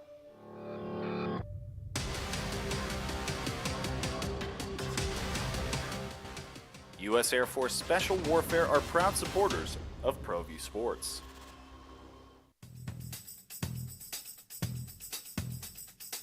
International Protective Services is a proud supporter of ProView Sports and New Mexico Youth Athletics. IPS provides residential and commercial security services in the Albuquerque metro area. For more info, please call 505-897-2420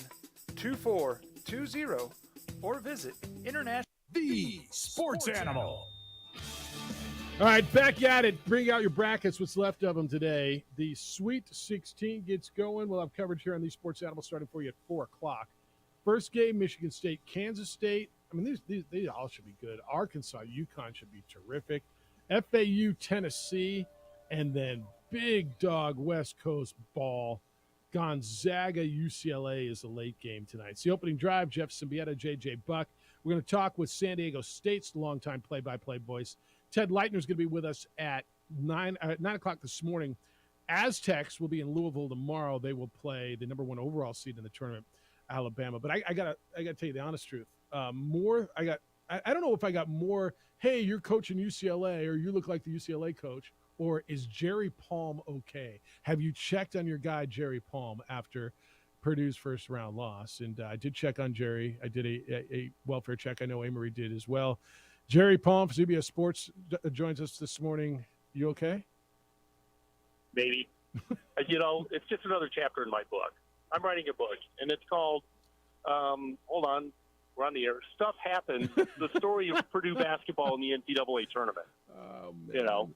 It was just, one of those, literally everything that could have gone wrong. If they had just been bad instead of completely sucking, they would have won. That's all it would have taken. They didn't have to, they didn't have to be good. They just had to be bad. But they were worse than that. And that's, the stats just, they shot 19% from three, and they had a ton of open looks. And it's funny because people blame Painter. It's like, Painter can't shoot the ball. He can get them open looks. He can't shoot the ball. Painter being the head coach. They shot 28% from the floor. The not Zach Edey guys, because Zach was Zach, and then but the really surprising stat that jumped out at me was Purdue only had 3 more offensive rebounds than Fairleigh Dickinson did, and Fairleigh Dickinson had more second chance points. And I'm willing to bet you can count on one hand with fingers to spare the number of times Purdue's opponent had more second chance points. Or the times Fairleigh Dickinson had more second chance points than their opponent all year. I mean, they played. Yeah, they're the shortest team in Division One, but they played years. There's a chance that they probably had. This is why more second chance points than their opponent. And I'm not looking to pile on, but this is where you guys were taking it so much. They were a 300-ish net ranked Ken Palm team. Yeah, it's the biggest upset in tournament history. No doubt. And it's not even close, really. I mean, compared to the Virginia upset, this is worse. Yeah, but I mean, because of the quality of this team. They got into the tournament because the team that won their league, the worst ranked league out of the 32 leagues in America, didn't qualify because Merrimack is transitioning. So they're like, well, we got to send someone. You guys want to go? They had the worst strength of schedule in America. Like everything about this just said, what the hell just happened? 359 on defense. I mean, just everything. Yeah. You know, Purdue should have won by 60 and did, and that's I mean, part of that's just Purdue. I mean, that's what we do. Oh, and then there was the last 3 years where you lost with 13, a 15, and now a 16. Yeah. And the tournament before that, if I'm not mistaken, they were 5 seconds from the Final Four. That 2019. Yeah, the glory years. Yeah. Well, but the point is, even when they do well, something stupid happens. Yeah. Eventually, something stupid is going to happen. It's tough. I didn't realize until I really dove into it. Every fan base feels like, we've had our moments because every sports fan's had we own it. You guys. Nobody's got the trail of misery that Purdue has had. I think that's probably right. He's Jerry Palm, proud Purdue alum and chief bracketologist and senior writer over at CBS Sports as we get into the final or the Sweet 16, which starts today. Well, Jerry, when you look at the East and outside of what we just talked about with Purdue, I think a lot of people are surprised to see Tennessee where they are. How have they gotten to this point? Defense. That's what they do. They're playing without their point guard. The guy Ziegler out for the year, and they've managed to function well enough offensively to get by Duke, and they just defended them really well, and that's their bread and butter. I mean, that's a defense first team, and they executed really well, and they'll be favored to move on to the next round too. Although, they're what little offense they're getting, and I shouldn't make it sound that bad because they've actually done reasonably well, but it's inconsistent. So they're one bad offensive game away from losing to Florida Atlantic too. So it's, that would not be the biggest surprise in the world. But if they do lose, it's going to be a game in the 50 to 60. It's Florida Atlantic, which is a pretty good 3-point shooting team. It's probably not going to light Tennessee up. Maybe the opposite of that, you have Kansas State and Michigan State. Who do you like ultimately coming out of the East this weekend? Kansas State, because I think they have the two best players. In Noel for Kansas State and also Keontae Johnson. I think those are probably the two best players left in the region, although Tennessee's got a guy that's probably going to go in the NBA draft as well. But those two guys, and they're playing at such a high level, at least through the first two rounds, I like Kansas State to come out of there. But, really the only surprise coming out of there would be Florida Atlantic. You can never rule out Michigan State. They played well, but they didn't play a team like Kansas State. They played teams that were for their peers athletically and in terms of also, Marquette doesn't have a guy that you just have to completely worry about, even though the Big East Player of the Year was on that team. He's a guard. And they can guard guys like him. They can't guard guys like Zach Edey, but they can guard guys like him. So it'll be interesting to see if the Kansas State backcourt can get off on Michigan State. If they can, they're probably on their way to the Final Four. Yeah, the other ones tonight, Arkansas, UConn should be just terrific. Two athletic teams that play defense, and then the late game. I mean, it's great. Gonzaga, UCLA feels like a Final Four, and it's been a Final Four matchup, or not? Yeah, it is. No question. And Gonzaga was my pick for the Final Four from that region. So, it's a big time matchup, and that region is the most wide open. Literally, all four of those teams could go. Any of them could go to the Final Four. They all have things about them that are strong enough to carry them through two more games to get to Houston. So that region I find very compelling. I'm sticking with Gonzaga because Drew Timme and improved guard play over the last month of the season since the loss to St. Mary's. And that, to me, is going to be key. Their guards have to step up and compete because that's the strength of UCLA as their backcourt. We've been talking a lot about coaching this morning. Richard Pitino's in conversation with UNM for an extension, and his dad got a job. But I look around in tournaments, and I think, man, coaching this time of year, you look at the success Izzo's had, and you look at the success that Mark Fuse had. That's 8 straight Sweet 16s, and Mick Cronin and Eric Musselman and Kelvin Sampson, and you just go, damn, you know what? Maybe there really is something to that. But you know what those guys all have? Players. Well, but a lot of guys have players. Purdue's got players? We've got one, that you really have to worry about. The other guys can play, but there's really only one guy on Purdue that you have to worry about, and they have to get him the ball to be effective. He can't create his own shot. So Marquette's got players. Marquette's got, but I don't know if they've got an NBA guy. I mean, that's the thing. Yeah. Now I'm not sure Michigan State does either. Like Izzo, Izzo gets to the, he gets to the Sweet 16, with in his dark uniforms every once in a while. But I think Gonzaga's been in 8 straight Sweet 16s, but they've been ranked in the top 10 most of those years, right?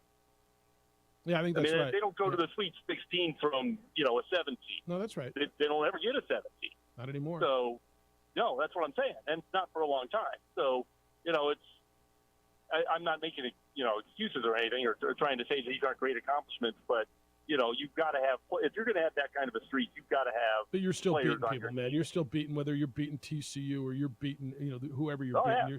You're still beating people. Yeah. So, Jerry Palm's with us. A few more minutes from CBS Sports. Well, Jerry, if we go to the South, I don't think it's a surprise watching Alabama and San Diego State in the Sweet 16. But opposite that, you have the 15 seed in Princeton, and they've looked great in the 2 games that they played. And a Creighton team that has had a lot of preseason expectations, has a ton of talent. What do you see in Creighton and Princeton in that matchup? Yeah, well, Creighton should win pretty comfortably if they play their game. There isn't really much Princeton, I don't think, could do to stop Creighton. And Creighton are a good defensive team, too. Creighton is the team that is better than the number to the left of their name because they struggled early on. They had some injuries that ended up pushing them down on the seed list, but that's a better team than that number would indicate. So I like Creighton a lot. I don't really expect much resistance from Princeton, who's got to be just happy to be there and really kind of in over their heads. But congratulations to them for getting there. And I'm looking forward to seeing all 4 of these teams. I'm on my way to Louisville now for that regional. So nice. Creighton is the only team I've ever seen before ever of these 4. So I'm excited about this regional. I think San Diego State's the team that is getting the less talk because they had the most nondescript run to the Sweet 16, beating Charleston and then Furman. And they played that first game and won dominantly. Did they have a chance? Alabama's a different beast. They're so good. I mean, Alabama's so athletic and so good. But look, San Diego State's got a chance, but they have to dictate style. They got to muddy this game up. They got to make Alabama uncomfortable on both ends of the court. I don't know if they can do that with their offense so much, but they're definitely going to have to. Their defense is going to have to really step up and make life miserable for Alabama's offense. And if they can do that, and if they can hang around, then they've got a shot. But if Alabama's comfortable offensively, San Diego State may get a score that looks pretty bad. Yeah, I mean, they're that good offensively if you give them the freedom to run it. All right, sounds like you got Gonzaga, Kansas State, Alabama, and who do you got out of the Midwest? It's Houston, Miami? Texas was my original pick, so I'm sticking with them. All right. Safe travels down to Louisville. I almost made that trip, but I didn't. So have fun down there. I'll have to go say hi to the San Diego State play-by-play guy. What's his name? Ted Leitner, Uncle Teddy. Yeah, no, he's an institution in San Diego. He'll be with us. Yeah, most radio play-by-play guys are. Yeah. You know how that it's like the radio guys are always the celebrities among the athletic department. Yeah, tell him you warmed up the airwaves in Albuquerque for him. He'll get a kick out of that. Yeah. I think. Yeah. All right, safe travels. We'll catch you next week. Are you before you go to Houston? I would imagine on Thursday.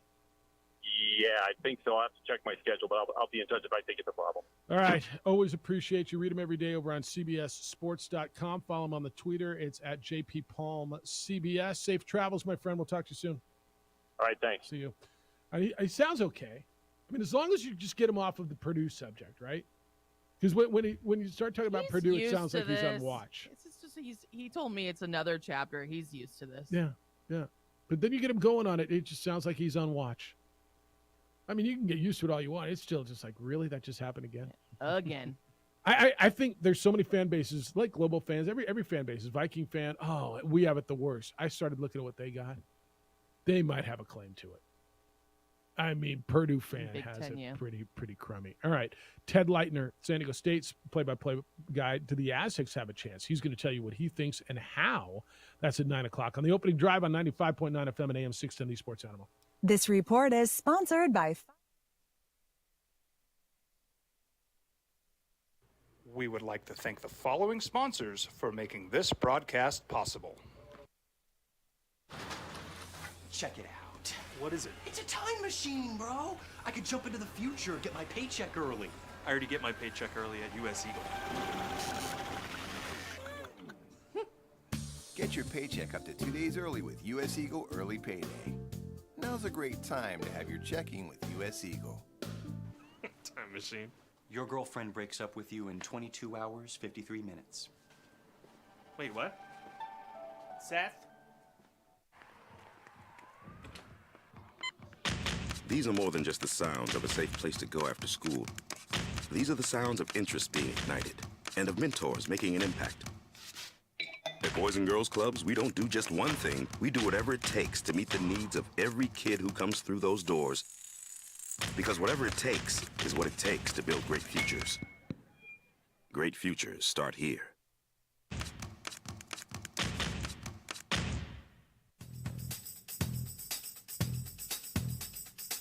International Protective Services is a proud supporter of ProView Sports and New Mexico Youth Athletics.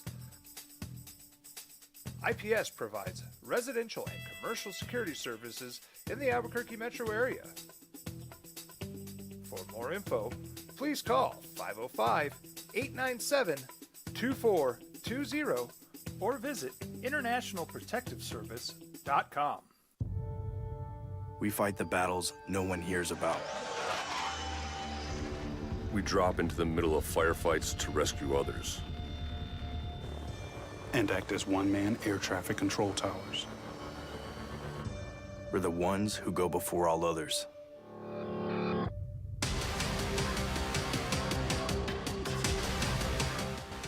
U.S. Air Force Special Warfare are proud supporters of ProView Sports. Well, I'm going to the frontier, walk up to the cashier, order up a root beer and a number one. Cover it with green stuff, one scoop is not enough. Find a booth is real tough, back by the Duke. Meet my family, meet my friends in the quirkiest restaurant I have ever been. All of Albuquerque's favorite spot, it's the Frontier Restaurant. The Frontier Restaurant is a proud supporter of ProView Networks. Hi everyone, my name is Master Sergeant Jacob Groves. I am a Air Force Special Warfare Pararescueman. Air Force Special Warfare are proud supporters of ProView Network and New Mexico Youth Sports. Air Force Special Warfare operators are critical thinkers. They maintain a high level of fitness, they take initiative, and they don't quit. For more information on Air Force Special Warfare, contact me at the number listed below. U.S. Air Force Special Warfare are proud supporters of ProView Sports.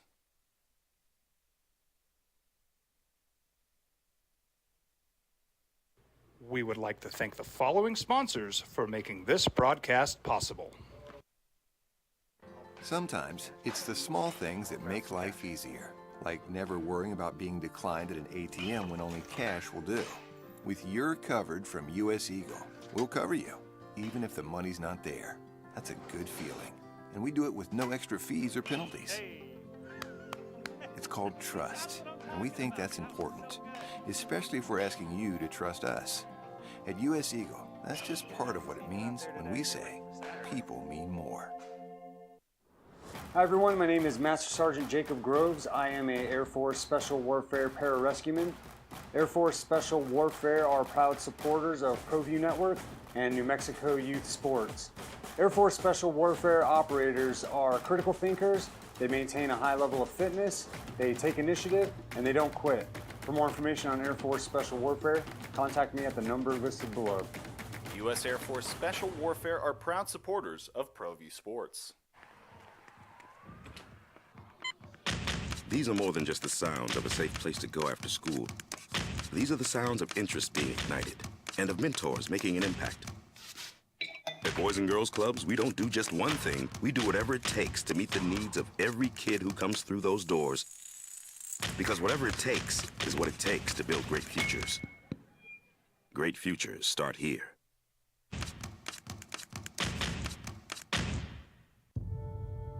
We fight the battles no one hears about. We drop into the middle of firefights to rescue others. And act as one-man air traffic control towers. We're the ones who go before all others.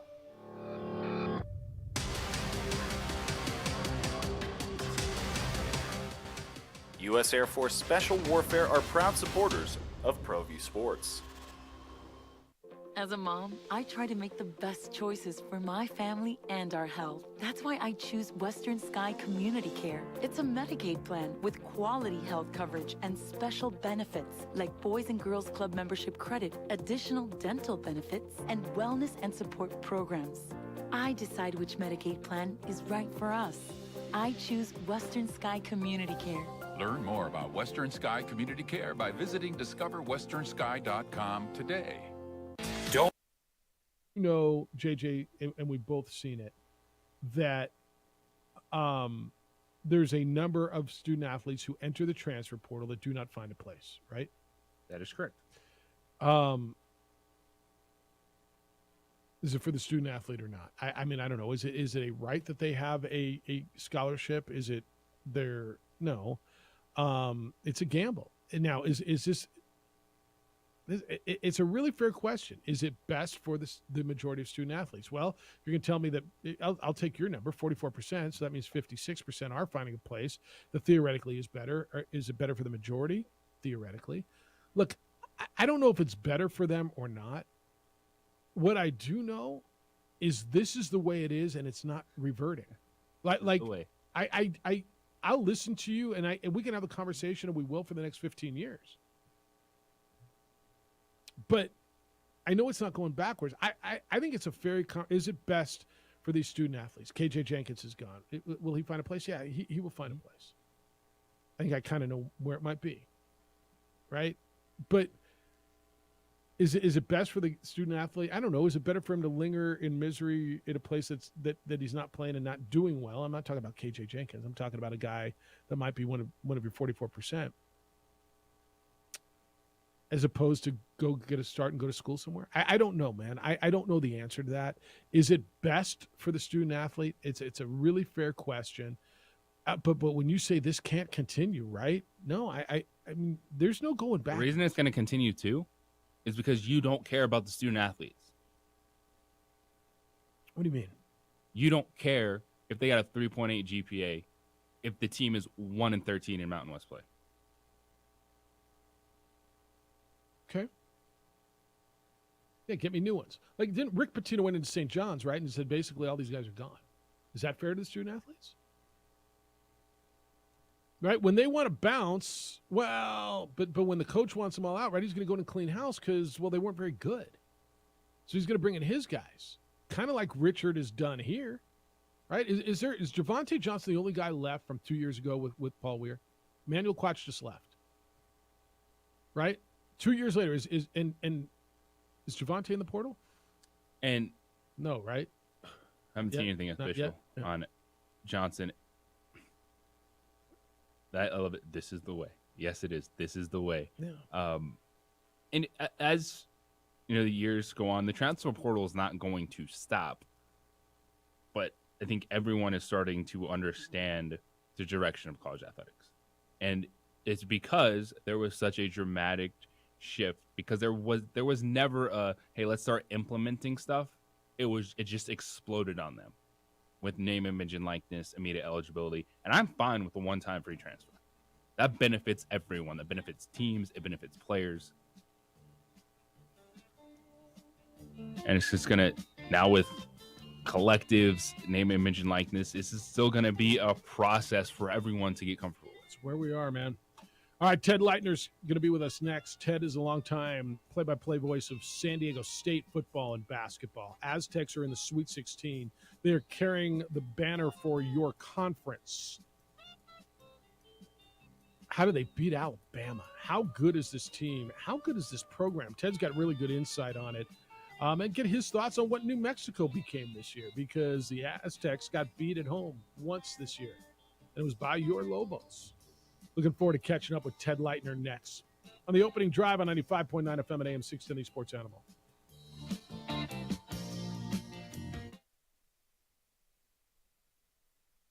We would like to thank the following sponsors for making this broadcast possible. Sometimes it's the small things that make life easier, like never worrying about being declined at an ATM when only cash will do. With your covered from US Eagle, we'll cover you, even if the money's not there. That's a good feeling. And we do it with no extra fees or penalties. It's called trust, and we think that's important, especially if we're asking you to trust us. At US Eagle, that's just part of what it means when we say people mean more. Hi everyone, my name is Master Sergeant Jacob Groves. I am a Air Force Special Warfare Pararescueman. Air Force Special Warfare are proud supporters of ProView Network and New Mexico Youth Sports. Air Force Special Warfare operators are critical thinkers. They maintain a high level of fitness, they take initiative, and they don't quit. For more information on Air Force Special Warfare, contact me at the number listed below. U.S. Air Force Special Warfare are proud supporters of ProView Sports. These are more than just the sounds of a safe place to go after school. These are the sounds of interest being ignited and of mentors making an impact.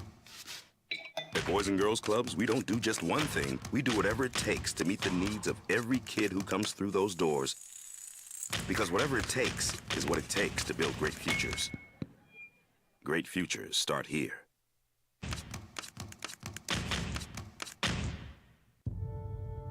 We fight the battles no one hears about. We drop into the middle of firefights to rescue others. And act as one-man air traffic control towers. We're the ones who go before all others.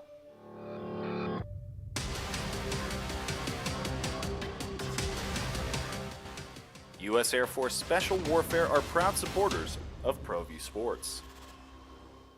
As a mom, I try to make the best choices for my family and our health. That's why I choose Western Sky Community Care. It's a Medicaid plan with quality health coverage and special benefits like Boys and Girls Club membership credit, additional dental benefits, and wellness and support programs. I decide which Medicaid plan is right for us. I choose Western Sky Community Care. Learn more about Western Sky Community Care by visiting discoverwesternsky.com today. Don't sacrifice quality of flavor when you're in a hurry. Golden Pride offers ribs, fried chicken, green and red chili breakfast burritos, and Frontier Cinnabons. 4 great locations, or visit us online at goldenpride@abq.com. Golden Pride Barbecue Chicken and Ribs, proud supporter of ProView Sports Network. We would like to thank the following sponsors for making this broadcast possible. Everguard Roofing and Solar. For nearly 20 years, Everguard Roofing and Solar has been working with New Mexicans to enhance their homes and businesses. For all your roofing and solar needs in New Mexico, call 505-821-9543.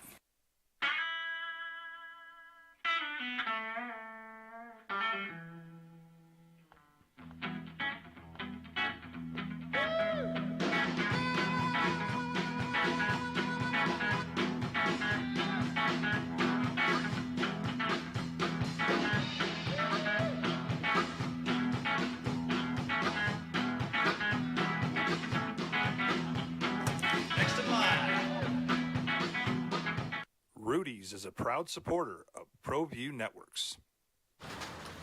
Check it out. What is it? It's a time machine, bro. I could jump into the future, get my paycheck early. I already get my paycheck early at US Eagle. Get your paycheck up to 2 days early with US Eagle Early Payday. No now's a great time to have your checking with U.S. Eagle. Time machine. Your girlfriend breaks up with you in 22 hours, 53 minutes. Wait, what? Seth?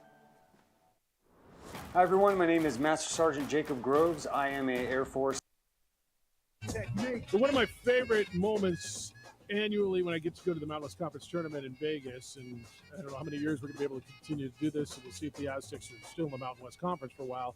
But I get to spend a few minutes, and it was a brief conversation with Ted Leitner. Ted's been the voice of San Diego State since 1979. 1980, started calling Padre games. And guy, when I was in San Diego, I don't even know if he remembers this. I did an internship there for one day before going across town, and ended up with Phil Stone at Channel 51 and started my career that's, I don't know, had me here for a day or two. But welcome back. It's the opening drive. We'll get back to your calls in a minute. San Diego State opens up the Sweet 16 tomorrow. They'll be in Louisville taking on the number 1 overall seed in the tournament, Alabama. Aztecs are 29-6. They won 6 in a row, 12 of 13, 17 of 19, and they're carrying the torch and the banner for the Mountain West Conference. Ted Leitner is the voice of San Diego State, joins us this morning. Good morning, Ted. How you doing? Morning, boys. I'm doing well, and somebody's got to carry the banner for the Mountain West because things are not going well for them in the NCAA tournament. Yeah, how much talk of there is that? I know there's all kinds of conference talk around the Aztec program, and 4 teams got in last year, 4 teams this year, and all of a sudden all these people, and even around here, man, you know how Lobo fan feels about the Aztecs, but I think most Lobo fans even are saying, all right, let's go Aztecs, which I never thought would come out of their faces. I understand. No, they're carrying that torch, and that's good. And it's a good time. I think what they're doing is at a propitious time in terms of what might happen with them with the Pac-12, what might happen with them with the Big 12. I don't think there's any pressure, to impress those people. I think the NCAA is enough pressure itself, and especially you're in Orlando. There's huge NBA arenas like the home of the Magic, and the lighting and the size is so much beyond the most of the pretty much all of the arenas of the Mountain West. That's a lot of pressure, but I think they are doing this at a really good time to show those conferences that, hey, if you're going to add somebody, add us, and we'll see if that happens. Don't know, especially with the Pac-12, which I think is the better choice for them, whether the Pac-12 can get a television contract and with on-air television. An article in the New York Times and the Athletic said that, hey, that money's going away. The Big Ten took a chunk of it, and all the others have. And maybe the Pac-12's waited too long to really have on-air television contract. They say otherwise, but there's a lot of balls up in the air. But the Aztecs have one thing in mind. That's to beat Alabama, which is not an easy thing to do. Yeah, Ted, this is a different beast. And we just had Jerry Palm from CBS Sports on. We're talking to him. And I think the Aztecs are getting the least run because I think their run to the Final Four was maybe the least, glamorous. Charleston and Furman, and they look good. Alabama's a different beast, and I know you've looked at it. How can the Aztecs beat Alabama? That's a very good question. And Brian Dutcher is trying to all night long and practices and practice right now, in fact, at the arena. That that's an open practice. He won't be doing much there. Yeah. But they practiced yesterday on campus before they got the bus to the airport and flew out. And I think he knows that his team offensively kind of has an ebb and flow. And a lot of times, despite great individual shooters, they're not a great shooting team, and they go cold. That's been a bugaboo. And you're right. I mean, in terms of the Southern Conference and those kind of guys, I think everybody knew going in that those teams never, Charleston and Furman, they never saw Aztec defense. They didn't play that kind of defense against it in their conferences, and they didn't play a team like that in terms of its overall talent and depth in their conferences. So you're right, the Aztecs had a nice draw, and they got really lucky, I think, when Furman beat Virginia. Would have been a whole lot tougher to beat Virginia. Not that they could not do that. They could, but instead they got to play Furman and then beat them up. So they know now, you're right, that ain't Alabama, that's for sure. Guys, I don't know. In my first game doing Aztec football and basketball, my first basketball game was November of 1978. In all that time, I don't remember ever facing a team with a front line of 7 foot, 6'10", 6'9", and athletic, and including a lottery pick in terms of Brandon Miller, who's much involved in that controversy. But, hey, they're letting him play, so he's playing, and that's a tall order. because the Aztecs play great defense. Alabama plays terrific defense. With that kind of size, the Aztecs will have to play, to answer your question, what they have to do is shoot a good 45+%.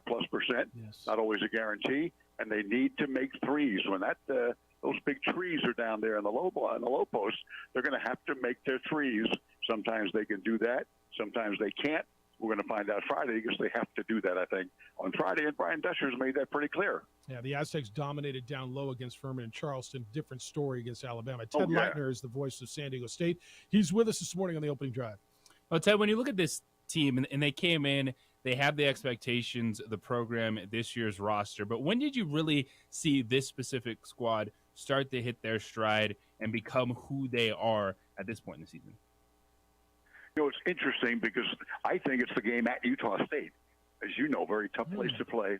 And they played up there. They had their point guard, Darian Trammell, thrown out on a very questionable call, ejected from the ball game. Had to do it the entire second half of the first half and the second half without him, and they go and win that game. I personally thought that was it. Interestingly, the coaches the other day made the comment that, you know what's got us?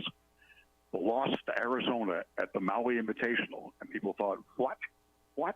No, what Arizona did to us defensively, we took and incorporated in our defense and made our defense better.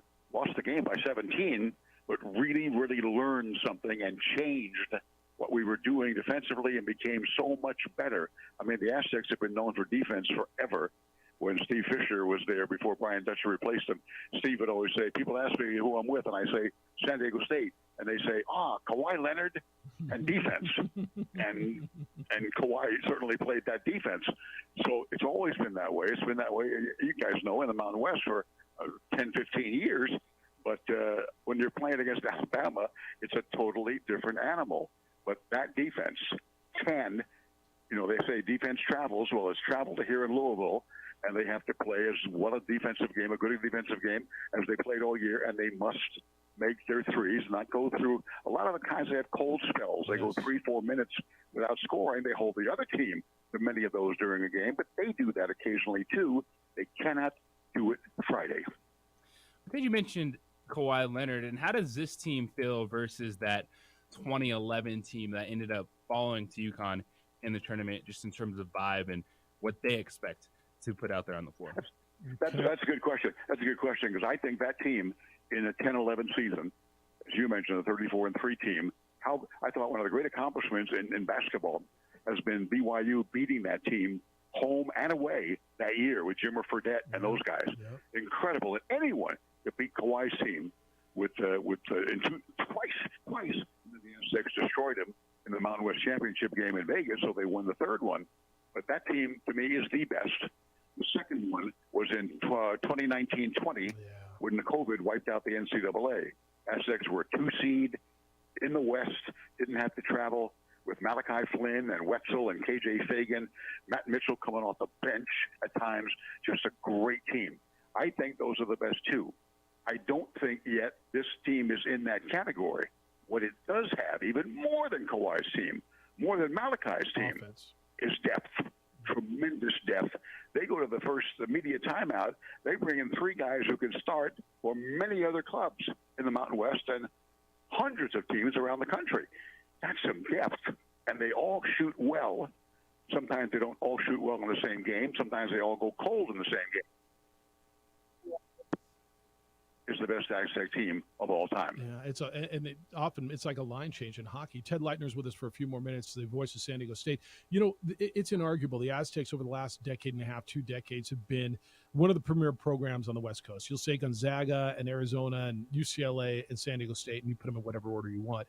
And I think when Steve Fisher stepped down and Brian Dutcher was the coach in waiting, I think there was some question, will it work? And it works some places, and it does in other. When Bill Guthridge took over, at North Carolina, it didn't work. They tried it even at New Mexico a little bit with Greg Neal taking over for Steve Alford on a smaller scale, and it didn't work. Why has it worked so seemingly seamless? Now, I know Brian just won his first NCAA tournament game as a head coach this year, but why has it worked? Because there's a culture and there's something around that program that players, obviously America's finest city is a heck of a place to recruit to, but why did you have any doubts that it would work, and why has it been so good?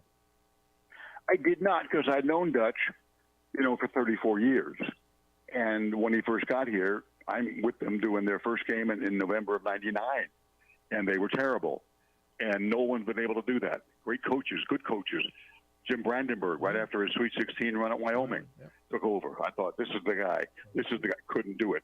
It was just a graveyard. I think the two biggest building projects of all time in sport in America, in college, is Boise State's football becoming what it's become from nothing, and San Diego State basketball, which was so bad that they couldn't even fill had decent enough crowds to pay the rent at the sports arena when they played there off campus.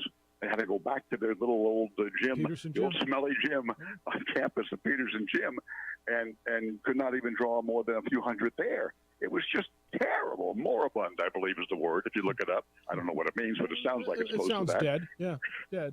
Yeah. Ted, I remember doing games at the sports arena when I was in school, and calling games at the sports arena. I got a couple pictures, and there weren't 400 people there, except for the year after Michael Cage left. Leonard Allen led him to a WAC championship. Then they would get about 4,000. But there were. I mean, and you were there. 400 people, right? I'm not lying. Yep. Unbelievable. And I remember Steve hates when I use this line, but it's true. And I use it at emceeing the basketball banquet one year, and he got upset because he doesn't like to, be seen criticizing anyone. But when Steve first took over with Brian Dutcher, he came on my post-game show for the very first game after they got blasted in 1999, and he leaned over to me and he said, "I have a question. Ted, did my predecessor actually see these guys play before he gave them a scholarship?" That's how bad it was. That's how bad. Forgive me, Steve, for using that one final time. Yeah. But to answer your question with Dutcher has been part of Steve. I mean, they really are 1 and 1A. They're such close friends. Their families have been such close friends all through the Fab Five in Michigan and all through all those years at San Diego State. They think alike. They like to do the same things in terms of get out and run, get out and transition and run, play defense. And you mentioned the C word, culture. Normally, yeah, whatever. It's like, camaraderie and rah-rah and all that stuff. But it's true. It's true. When the big guy, Jaden Ledee, came to San Diego State, he'd been at Ohio State and he'd been at TCU. And he's looking for a place to play. And he knew someone who knew a guy at San Diego State. And he said, "Hey, listen, Jaden, you're a gym rat. You're a gym rat. You love to work and work hard, and you love to play defense. Go to those guys. You'll fit right in. And that culture at San Diego State, they have cards that get them in the practice facility anytime they want. 3 in the morning, 5 in the morning, 3 in the afternoon, and they're always in there. They work and work and work. And if you're not in there, you're left out. You're not part of the group. You've got to work like crazy." And that's the culture that Brian Dutcher was able to bring with him seamlessly and replace the big shoes of Steve Fisher. Yeah, it has worked out really well. It makes sense. Hey, lastly, you've been around this league a long time, and I think when it was really, really in its glory days, I thought it was when BYU, New Mexico, San Diego State, UNLV were really, really good. Utah at the time. New Mexico's come back. They're the only team that won a Viejas this year. They almost beat you. You had that great Malcolm Butler three-pointer that you got to call here in the pit that really quieted this place. I thought the pit, when New Mexico took the lead with 6 seconds to go, and I've been here 26 years now, that was the loudest I'd heard the pit in a long, long time, and maybe the quietest I heard it in a long time.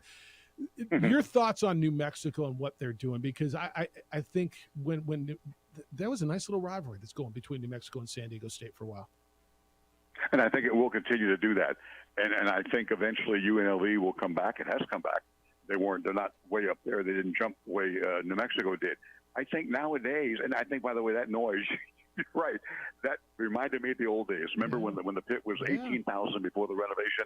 It went down to 15, and the noise there, and it was just an amazing, amazing place. It still is. And I think it's great for the league that New Mexico, UNLV, have got to now join Boise State and Utah State and Nevada along with the Aztecs.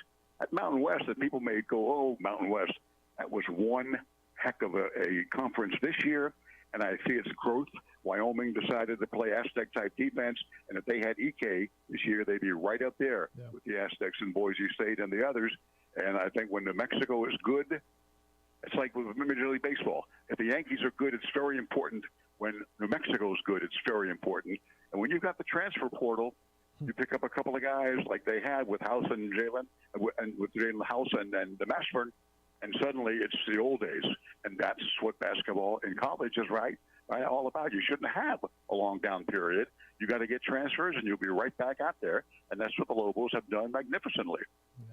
I miss you. It was good to see you just for a few minutes in Vegas. You bet. Have a great time in Louisville. Hopefully you're staying throughout the whole weekend and on your way to Houston next week, because I know this has been a fun ride. I'm happy for you because I know how much you love this, how passionate you are about this, and that you don't get this every year. And so enjoy the ride, and always appreciate you spending some time with us in the conversation. Likewise, Jeff. I appreciate it very much. All right, be well. He is the great Ted Leitner. And San Diego State fans know him as Uncle Teddy, but he's terrific.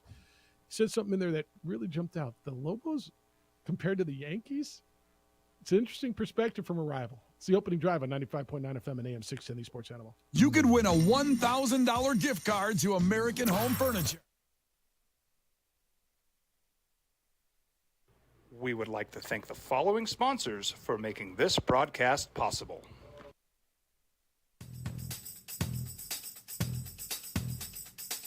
International Protective Services is a proud supporter of ProView Sports and New Mexico Youth Athletics. IPS provides residential and commercial security services in the Albuquerque metro area.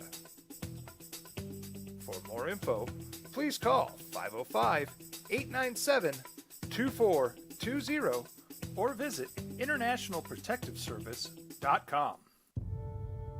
We fight the battles no one hears about. We drop into the middle of firefights to rescue others. And act as one-man air traffic control towers.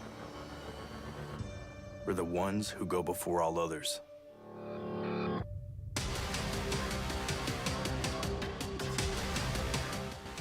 U.S. Air Force Special Warfare are proud supporters of ProView Sports. Dream style stucco. Stucco is the way to go. The Southwest tradition, beautiful and durable. The perfect combination. Your favorite color, your favorite texture. You're gonna love it when they put it all together. Through any weather, nothing looks better. From the smooth to the rough, they really know their stuff. Nobody does stucco like Dream style stucco. Well, I'm going to the frontier, walk up to the cashier, order up a root beer and a number one. Cover it with green stuff, one scoop is not enough. Find a booth that's real tough, backed by the Duke. Meet my family, meet my friends in the quirkiest restaurant I have ever been. All of Albuquerque's favorite spot, it's the Frontier Restaurant. The Frontier Restaurant is a proud supporter of ProView Networks.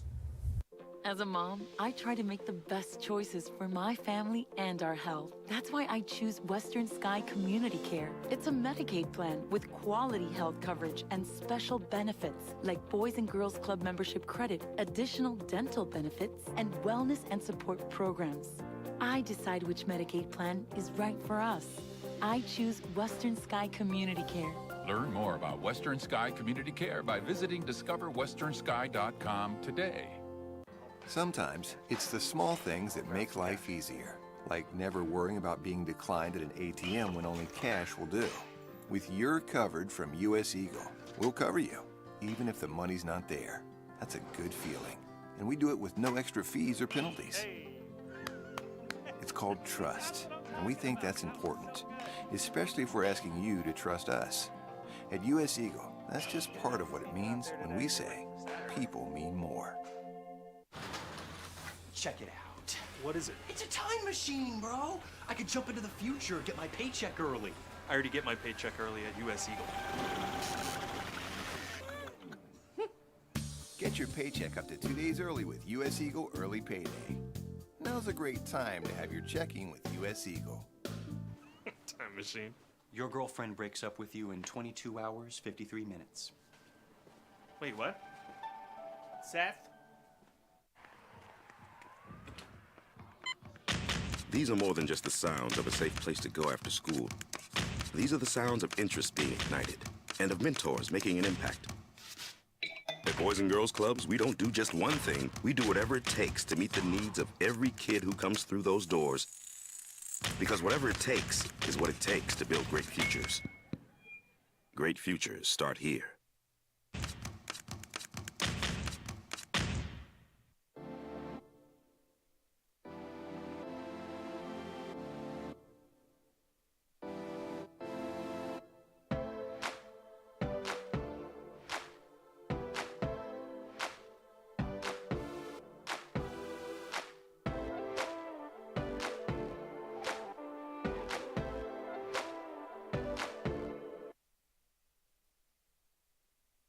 The Sports Animal.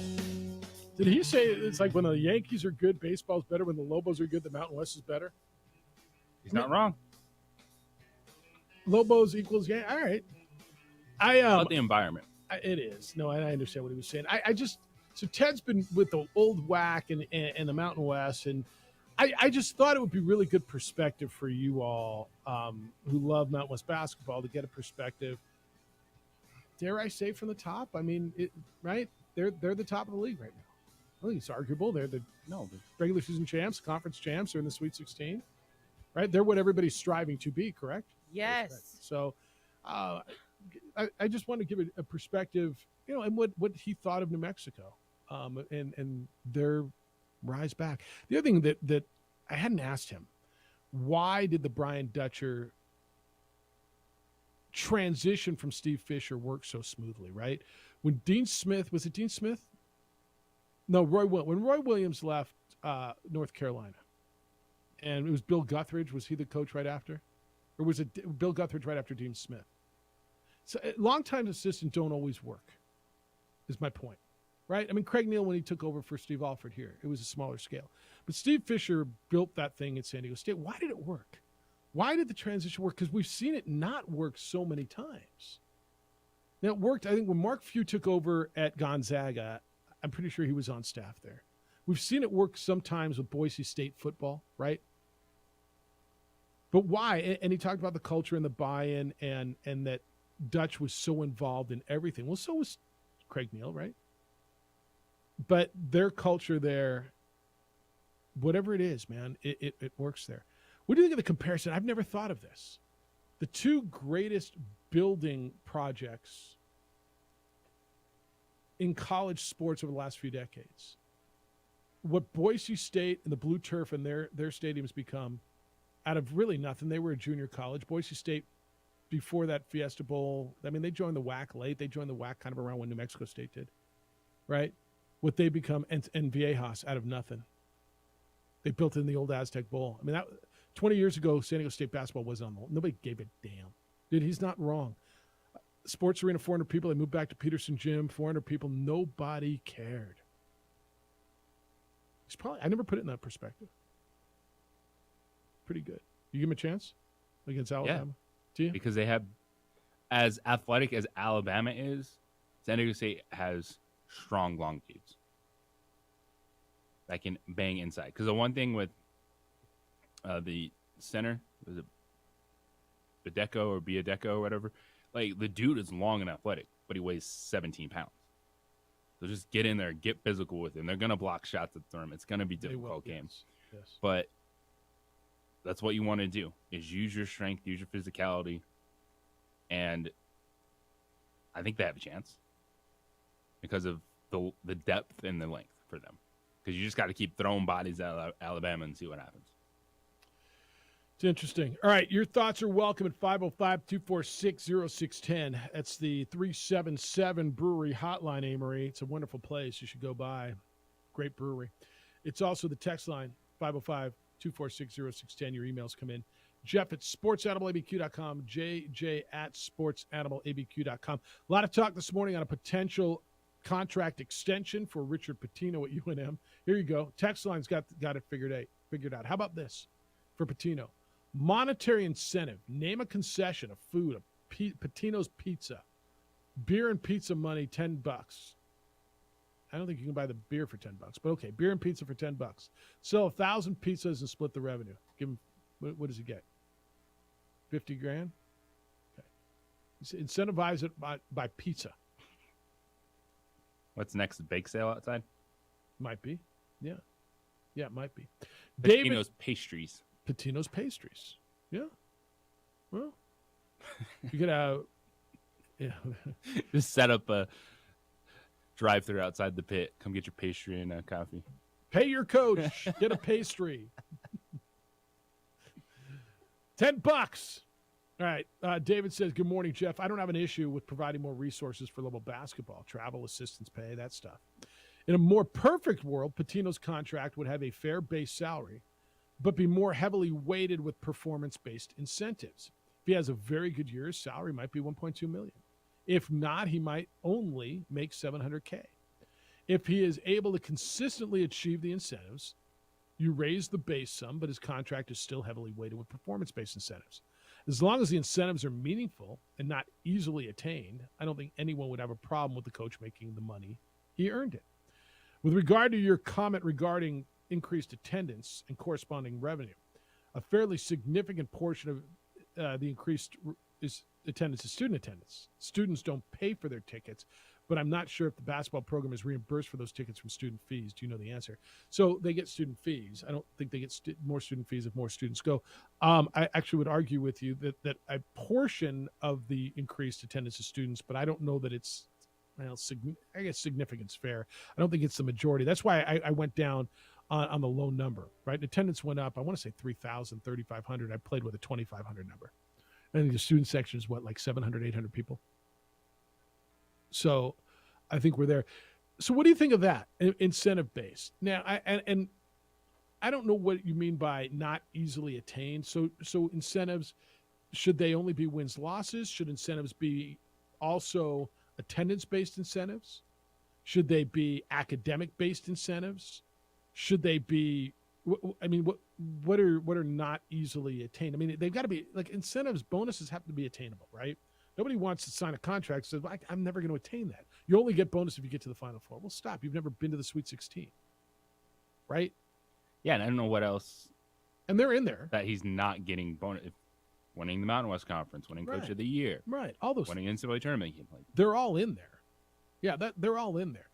Like, his base is, I don't know, 4 something, and then you've got the shoe deals and the PR stuff and all that. Like, he's about, what, 800 grand-ish. It's a lot of money for most of us. It's low on the scale for a Division I coach. But I don't mind the idea. Like, David actually, I appreciate where he's coming from. He's thinking this through and saying, okay, this would work. Ron says, NCAA and NIT observations. Jeff, I don't think there's a club left that relies on 5'11 guards. Every squad's got a lot of 6'5", 6'6" guys with bouncy legs. He's talking about Mashburn and House. There's a lot of big, tall, long teams. Have you watched Utah Valley at all? Did you watch any of them last night? Yeah, they're a good basketball team. They're pretty nice. Yeah, and Lobo fan was just sick to their stomach last week, remember? That's fine. Yeah. You can be good and not want to get blown out at home. Look, I'm not telling you it's okay. I'm not telling you it's acceptable. I mean, if you're telling me you want to be better than Utah Valley, I'm down with that. All I'm telling you is they're not a garbage team, like so many people thought they were. That's all. All right, I could keep it going. 505-246-0610. Also, did the Panthers head coach give away, just let it slip, which quarterback they're going to take? Tell you what he said. You decide at the top of the NFL draft when we get back. Aaron Jones owns IPS, International Protective Service. I have trusted IPS to watch my home for a lot of years now, and it gives us a sense of security. It gives my neighbors a sense of security. They're private security, affordable private security. Look, you know the property crime's on the rise. You hear it every single day in the news. You know that the officer shortage continues to be an issue. You hear it every single day. So do what you can to protect what you've worked so hard to build. Your business, your home, your family. Call IPS, see what they can do for you. You go away, they pick up newspapers or items that are, dropped off, the Amazon stuff. They'll pick up the mail, roll the garbage cans to the curb and back on garbage day. If your alarm goes off, they respond within 5 to 7 minutes with highly trained armed guards, 24-hour patrols. They're by every single day. I trust IPS. I think you can as well. Committed to our city and your protection. Give them a call, see what they can do for you. 505-897-2420. 505-897-2420 or online. IPSglobal.com.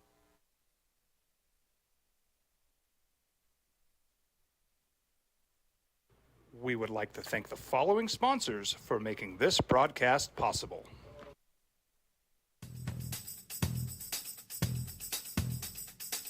International Protective Services is a proud supporter of ProView Sports and New Mexico Youth Athletics.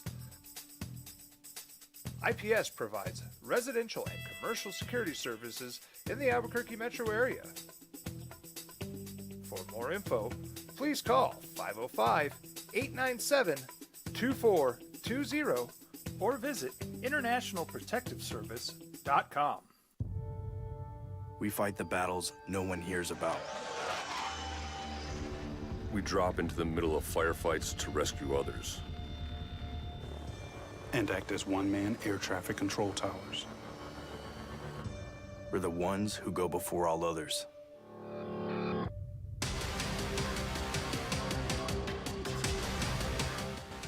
U.S. Air Force Special Warfare are proud supporters of ProView Sports. Dream style stucco. Stucco is the way to go. The Southwest tradition, beautiful and durable. The perfect combination. Your favorite color, your favorite texture. You're gonna love it when they put it all together. Through any weather, nothing looks better. From the smooth to the rough, they really know their stuff. Nobody does stucco like Dream style stucco. Well, I'm going to the frontier, walking to the cashier, order up a root beer and a number one. Cover it with green stuff, one scoop is not enough. Find a booth is real tough, back by the Duke. Meet my family, meet my friends in the quirkiest restaurant I have ever been. All of Albuquerque's favorite spot, it's the Frontier Restaurant. The Frontier Restaurant is a proud supporter of ProView Networks. As a mom, I try to make the best choices for my family and our health. That's why I choose Western Sky Community Care. It's a Medicaid plan with quality health coverage and special benefits. Who's going number one? Carolina Panthers have the pick. They gave up a farm to go get it. They brought an entourage, owner, coach, quarterback coach, video team, everybody to go down and watch C.J. Stroud, Ohio State quarterback. He had a pro day yesterday. It's the opening drive. Jeff, JJ, Amory. Amory, you're on C.J. Stroud, right? That's your guy? You think he's the number one guy? Yes. Where are you? Do you have a favorite? Do you like Bryce Young? Do you like C.J. Stroud? You're on Stroud, too, because of the size? Size, athleticism. I think it's insane how much we move the goalposts for all these quarterbacks. Mhm. Like all of a sudden a negative for CJ Stroud. They're like, well, he didn't run enough. And then you're sitting there screaming at running quarterbacks are a problem and you don't want to pay the guy. He runs What plenty. are we doing? He runs plenty. You're supposed to win the game throwing the football. He did that.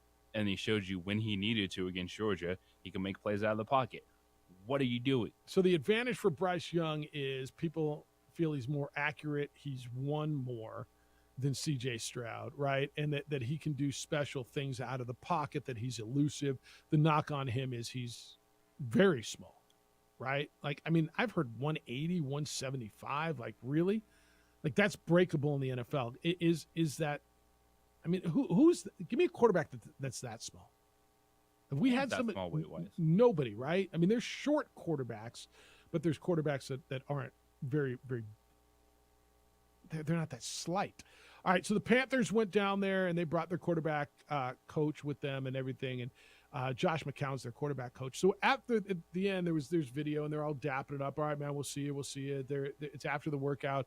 There's Frank Reich, the head coach, and quarterback coach Josh McCown, and everybody's there, and they're talking about playing horse. And Josh McCown said to C.J. Stroud, quote, "Maybe when you live in Charlotte, we'll find a court," end quote. And they embraced.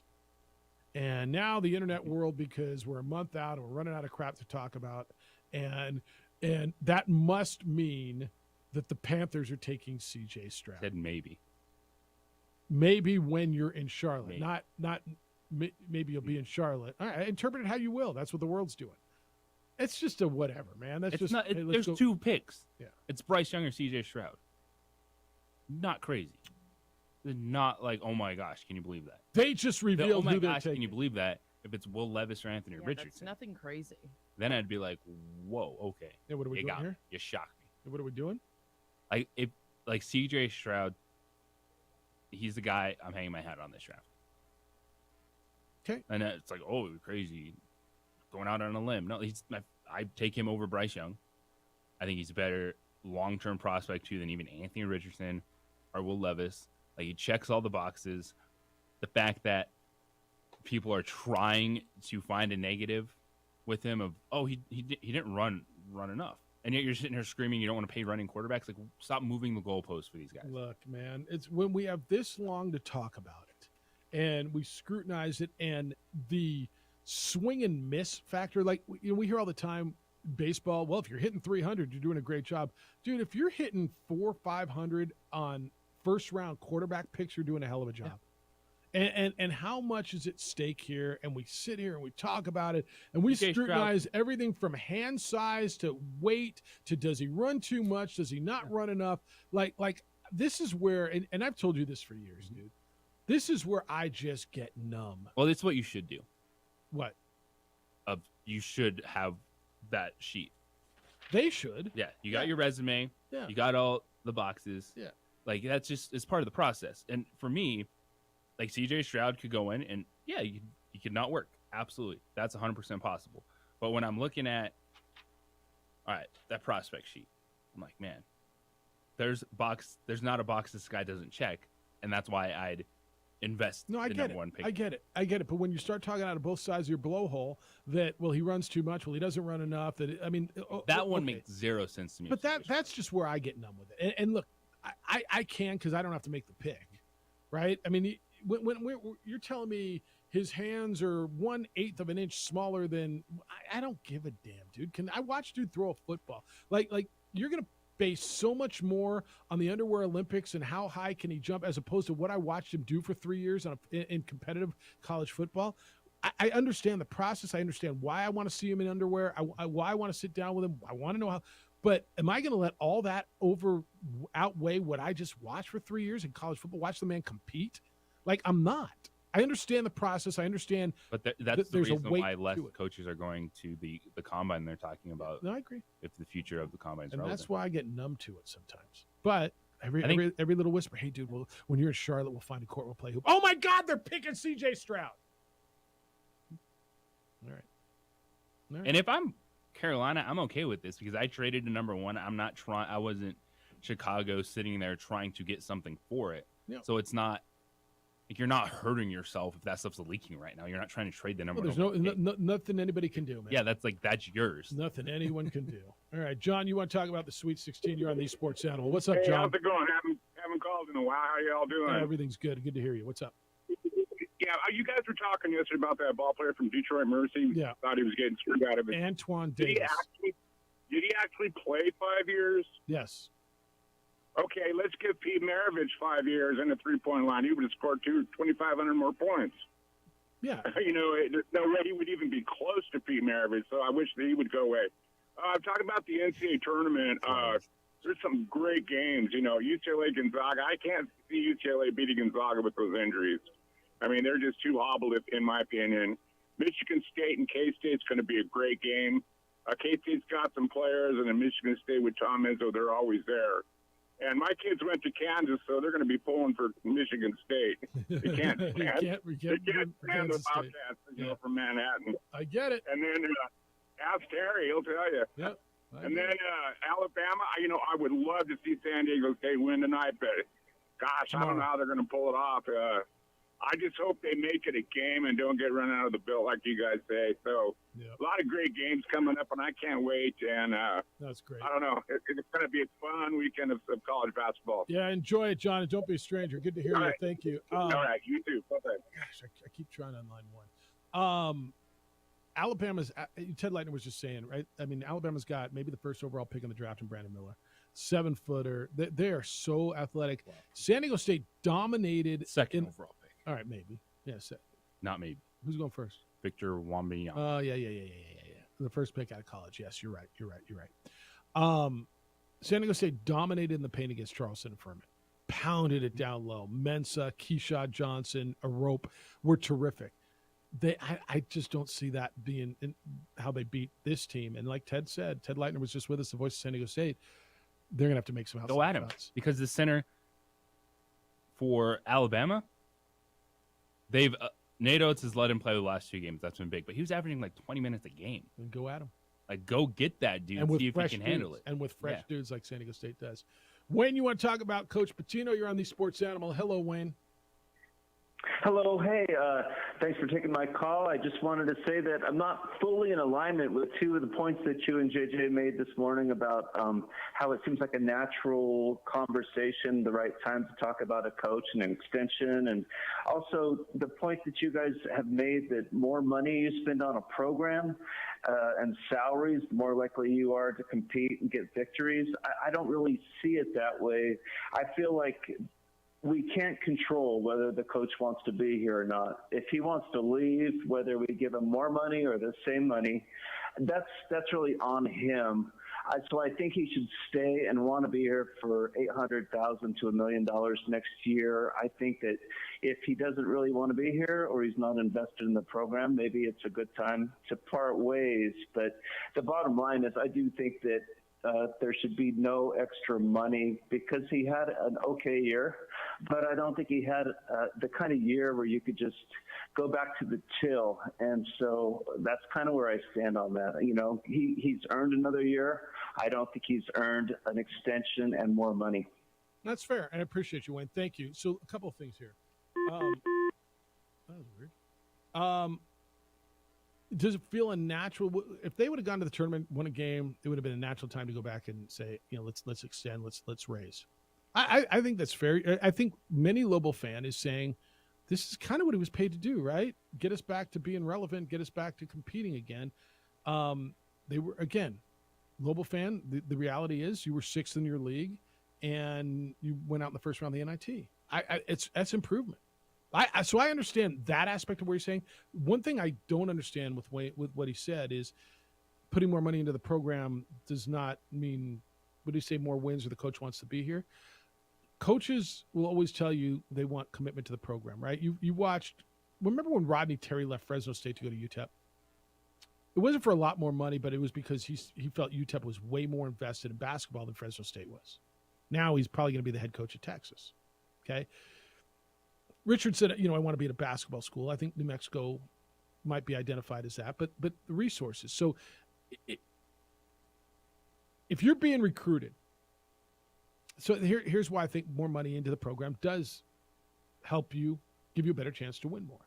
You got better resources. You're treating the players better. Their locker room looks nicer. I know it's an aesthetic thing to you, but it is a big deal in recruiting to the players. Hey, we're flying 90% charter, and you're being recruited by a school who's flying 50% charter. You just went through a season. Does that matter? Those are very impactful things, because what we've heard is, in terms of where the Lobos are, Mountain West, their competition, their NIL deals, they can compete in that regard. And we've heard that a lot, yeah. And then, so if you have that lockdown, it's on, all right, I know these are the offers I'm getting, because you're usually all kind of recruiting the same level of guy with your peers. It's those things can put you over the top and say, yeah, I do like this deal because of the amenities, because of the way the program is treated. Like, those things can absolutely push a player over the top. Yeah, I think it does matter. And so, Wayne, to your second point, I hear that. You know, why is he going back to the till now? Where's he coming from? Are people banging down his door that you got to pay to keep him? Yeah, the program's improved. You improved from year 0 to year 1. You improved from year 1 to year 2. You finished 6th in your league and went to the NIT. Okay, next year you'd like to be in the NCAA. That would be the year. Say, all right, let's pay the guy and extend it. So I hear that. I understand where fan is on that. Does it seem like the natural time? I don't know if it's natural or not. I don't know if we said natural. Understood why. And if the money, the majority of it's going to the coach's salaries and to the program, and he gets a little bit of it, okay, I'm listening to that. But honestly, I understand where that fan's coming from, saying, well, wait a minute, man. I mean, just finished 6th, and he's got a 6-year deal, just did 2 years. But I understand that. But I also understand where Eddie is and what they're trying to do as a program and invest in the future and make this thing continue to grow. 505-246-0610. Keep them coming. I'm going to wrap things up for you. I got a bunch of correspondence that I've got to get to you. I got one of your takes on you're not very impressed by San Diego State being in the Sweet 16 on the text line. I'll tell you why that is from from a basketball fan, certainly. Guys, how you feeling? Spring is here. You saw blue skies yesterday. You got the win. You know spring is here. You're going to want to do a lot. You feeling good? Or are you dealing with natural things? Fatigue, weight gain, depression, even erectile dysfunction. Do yourself a favor and call NewMail. NewMail has helped thousands of men all over the country feel better. They're right here in Albuquerque. They'll help you deal with those things. You'll feel better. You'll perform better. So do it for you. Give them a call. And now men and ladies who are dealing with hair loss, NewMail is your solution as well. Call them at 505-652-1688. 505-652-1688, or you can go online at NewMail, NUMALE.com. So NewMail's pros walk you through the options. You'll choose the best solution for you. Platelet-rich plasma hair therapy uses your own platelets to stimulate stem cells, deepen your hair follicles, stops hair loss, you regrow hair. FDA-cleared clinical hair restoration laser proven to regrow hair. NeoGraft hair transplants, which produce natural-looking results in less than a week. There's no linear scarring. Guys, ladies, do this for you. Call NewMail at 505-652-1688 or go online at newmail.com.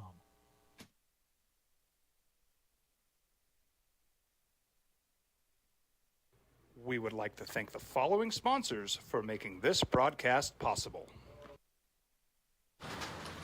Check it out. What is it? It's a time machine, bro. I could jump into the future and get my paycheck early. I already get my paycheck early at US Eagle. Get your paycheck up to 2 days early with US Eagle Early Payday. Now's a great time to have your checking with US Eagle. Time machine. Your girlfriend breaks up with you in 22 hours, 53 minutes. Wait, what? Seth?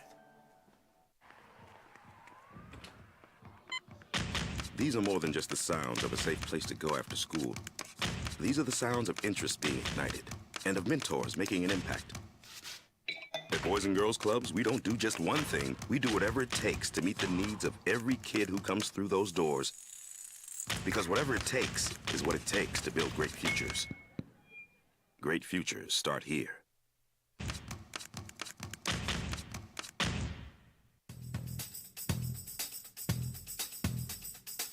International Protective Services is a proud supporter of ProView Sports and New Mexico Youth Athletics.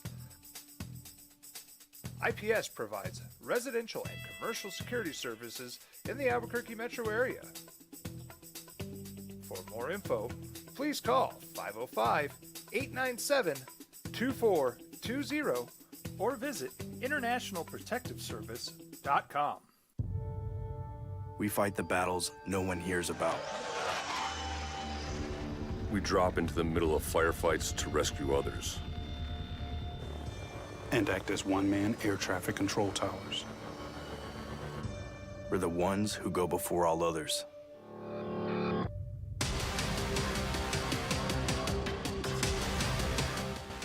U.S. Air Force Special Warfare are proud supporters of ProView Sports.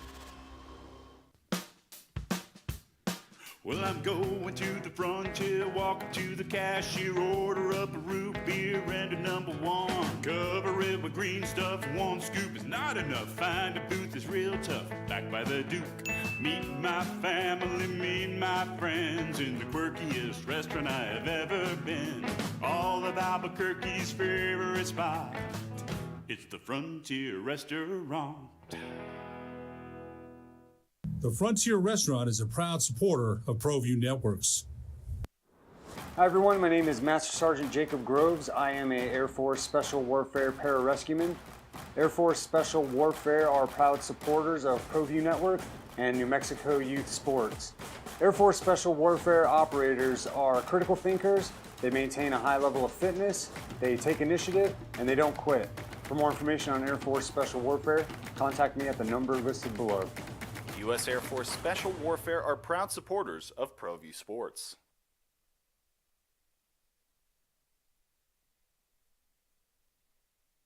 We would like to thank the following sponsors for making this broadcast possible. Sometimes it's the small things that make life easier, like never worrying about being declined at an ATM when only cash will do. With You're Covered from U.S. Eagle, we'll cover you, even if the money's not there. That's a good feeling. And we do it with no extra fees or penalties. It's called trust, and we think that's important, especially if we're asking you to trust us. At U.S. Eagle, that's just part of what it means when we say people mean more. Hi everyone, my name is Master Sergeant Jacob Groves. I am a Air Force Special Warfare Pararescueman. Air Force Special Warfare are proud supporters of ProView Network and New Mexico Youth Sports. Air Force Special Warfare operators are critical thinkers. They maintain a high level of fitness, they take initiative, and they don't quit. For more information on Air Force Special Warfare, contact me at the number listed below. U.S. Air Force Special Warfare are proud supporters of ProView Sports. These are more than just the sounds of a safe place to go after school. These are the sounds of interest being ignited and of mentors making an impact. Search KNN. At Boys and Girls Club. Sweet 16 tonight here on The Sports Animal. Coverage starts at 4 o'clock. You're home for the NCAA tournament. You can catch it all. The coverage starts at 4. Your games tonight: Michigan State, Kansas State, Arkansas, UConn, Florida Atlantic, Tennessee, and the nightcap should be awesome. Gonzaga, UCLA. That game is in, where are they playing? That's in Vegas. Enjoy that. You send in all kinds of stuff in. Text line says, so San Diego State played Charleston College and Furman to get to the Sweet 16. Nobody else had a sweeter cakewalk draw than that. Let's see what happens now that they have to play someone. Nobody's arguing that they ran the gauntlet, man. They played what was in front of them. I don't know. Was that an easier draw than getting Harvard? Oh, did I say that? Well, that's why there's not like a better way to prepare yourself. You know, because immediately after the Lobos were done, and people are like, well, they need to schedule harder in non-conference play. You need to do that. There is no rhyme or reason to why people advance in the NCAA tournament. It's just get in and see what happens. Princeton didn't prepare themselves with a brutal schedule. Fairleigh Dickinson didn't. Promise you. You just have to find a way to get in. Yeah, that's the only thing that matters. And then sometimes you get a better draw. Look, the Lobos, and Ted Leitner, the voice of the Aztecs, said it. He said it, yeah. I mean, Charleston, but they earned that. They earned a 5. They played a 12. They earned it. I mean, would you felt better? What are the other 12s that they could have beat, right? Would you have felt better if they beat, who are the other damn 12s? There wasn't a 12 team that won this year, right? No, none of them. VCU, Oral Roberts, and Drake. Would you have felt better if they beat any of those 12s? Oh, wow. And then they did they catch a break on the other side? Furman beat Virginia? I think they would have beat Virginia. But they blew Furman out of the damn built. That's the whole point of the NCAA tournament is you just want to get in, and then you never know what your path is going to look like. By the way, I'm going to guess they're not going to apologize for beating in the Sweet 16. Nope. I'm going to guess you wouldn't either. Manny, good morning. You're on the Sports Animal. Hi, Manny. Hey, good morning, guys. Yeah, I mean, I guess it's San Diego State's fault that they had to play Charleston again. They get all the damn breaks. Yep. Oh, God. Yep. Jeff, we got to pay Rick. We got to pay Coach Pitino. Where were we 2 years ago? Where were we a year ago? Yeah. We had 22 wins this year. I mean, people, stop it. You got to pay him. He leaves in 3 years, then he leaves in 3 years, then we rebuild. That's just how the nature of the game is. That's college basketball has become. People are still probably trying to recover from Alford leaving. So, got to pay the guy. Get guys that want to come in and play here. Bright side, we're probably going to be playing in Madison Square Garden against St. John's next year, boys. Have a good one. See you. Madison Square Garden's not even host of the NIT anymore. Oh, but you want to go play Rick Daddy Pitino. Yeah. I think you pay the man what you can. You're going to hit a point. Look, if you have the success you want, yeah, you're going to hit a point where somebody's going to come in at $3 million. Thank you. Right? You just are. No matter what you pay, your point's absolute. No, you're not able to pay Richard Pitino enough, or any coach for that matter, that you're going to keep them here for 10, 15 years if you have the success that you want. New Mexico State won a game in the tournament last year. Mississippi State calling. They waived 2.3 base salary at Chris Jans. I don't even think New Mexico State tried to counter. Like, what are they countering with?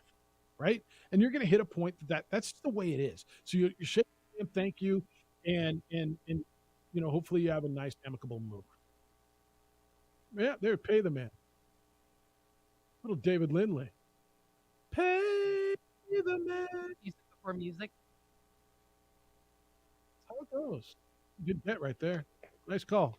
The late, great David Lindley, who passed away about 3 weeks ago. He was a guitarist Jackson Browne. You know that? Great David Lindley. All right. Am I through most? I'm not even close to these. Not even. Pay Danny, this says. Dan says, Jeffrey, Juan Jose, Ana Maria. You can't set a precedent because when Lobo football goes 6-6, what's the first thing I'm going to hear? We need to pay Danny, and he's going to want more cash for his staff. So even if you draw another 2,000 to 3,000 University Stadium, it's not going to cover the extra $500,000 salary expenses, let alone start adding money to the program. All right. Good stuff today. Thank you to Jerry Palm, CBSSports.com.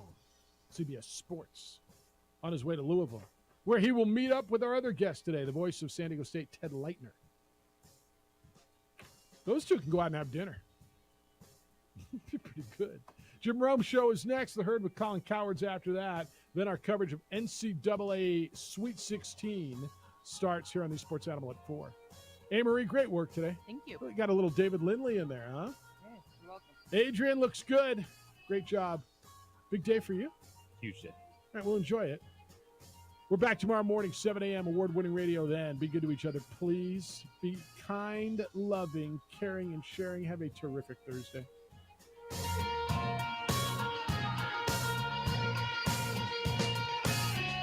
We would like to thank the following sponsors I'm a for single making mom. this broadcast Albuquerque is possible. scary, and I've got to protect my kids. I heard Right to Bear Sometimes Arms it's was the great small for things first-time that gun make life buyers and easier, made them like feel never comfortable. worrying about So being I went declined there. at an They ATM helped when me only find a cash gun will do. just right for With me. your They're coverage teaching me from how to US handle Eagle, it and keep we'll my cover kids you, safe with a even gun if in the the money's house. not I'm there. confident That's a I can defend my And we do family. it with no extra fees Experienced or friendly penalties. service at veteran-owned Right to Bear Arms called on the trust. southeast corner of We think Montebello that's and Montgomery. important, especially if we're asking you to trust us. At US Eagle, that's just part of what it means when we say people mean more. Hi everyone, my name is Master Sergeant Jacob Groves. I am a Air Force Special Warfare Pararescueman. Air Force Special Warfare are proud supporters of ProView Network and New Mexico Youth Sports. Air Force Special Warfare operators are critical thinkers. They maintain a high level of fitness, they take initiative, and they don't quit. For more information on Air Force Special Warfare, contact me at the number listed below. U.S. Air Force Special Warfare are proud supporters of ProView Sports. These are more than just the sounds of a safe place to go after school. These are the sounds of interest being ignited and of mentors making an impact. At Boys and Girls Clubs, we don't do just one thing. We do whatever it takes to meet the needs of every kid who comes through those doors. Because whatever it takes is what it takes to build great futures. Great futures start here.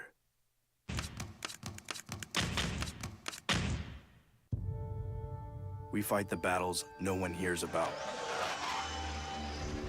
We drop into the middle of firefights to rescue others.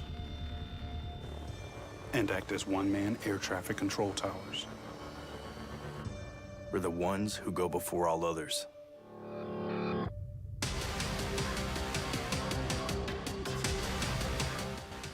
U.S. Air Force Special Warfare are proud supporters of ProView Sports.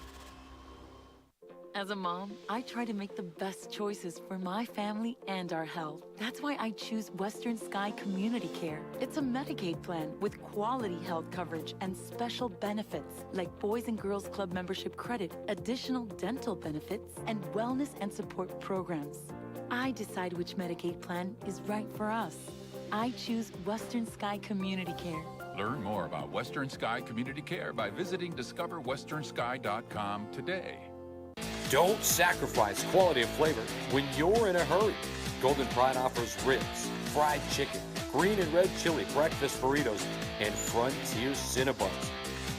4 great locations, or visit us online at goldenpride@abq.com. Golden Pride Barbecue Chicken and Ribs, proud supporter of ProView Sports Network. Check it out. What is it? It's a time machine, bro. I could jump into the future, get my paycheck early. I already get my paycheck early at US Eagle.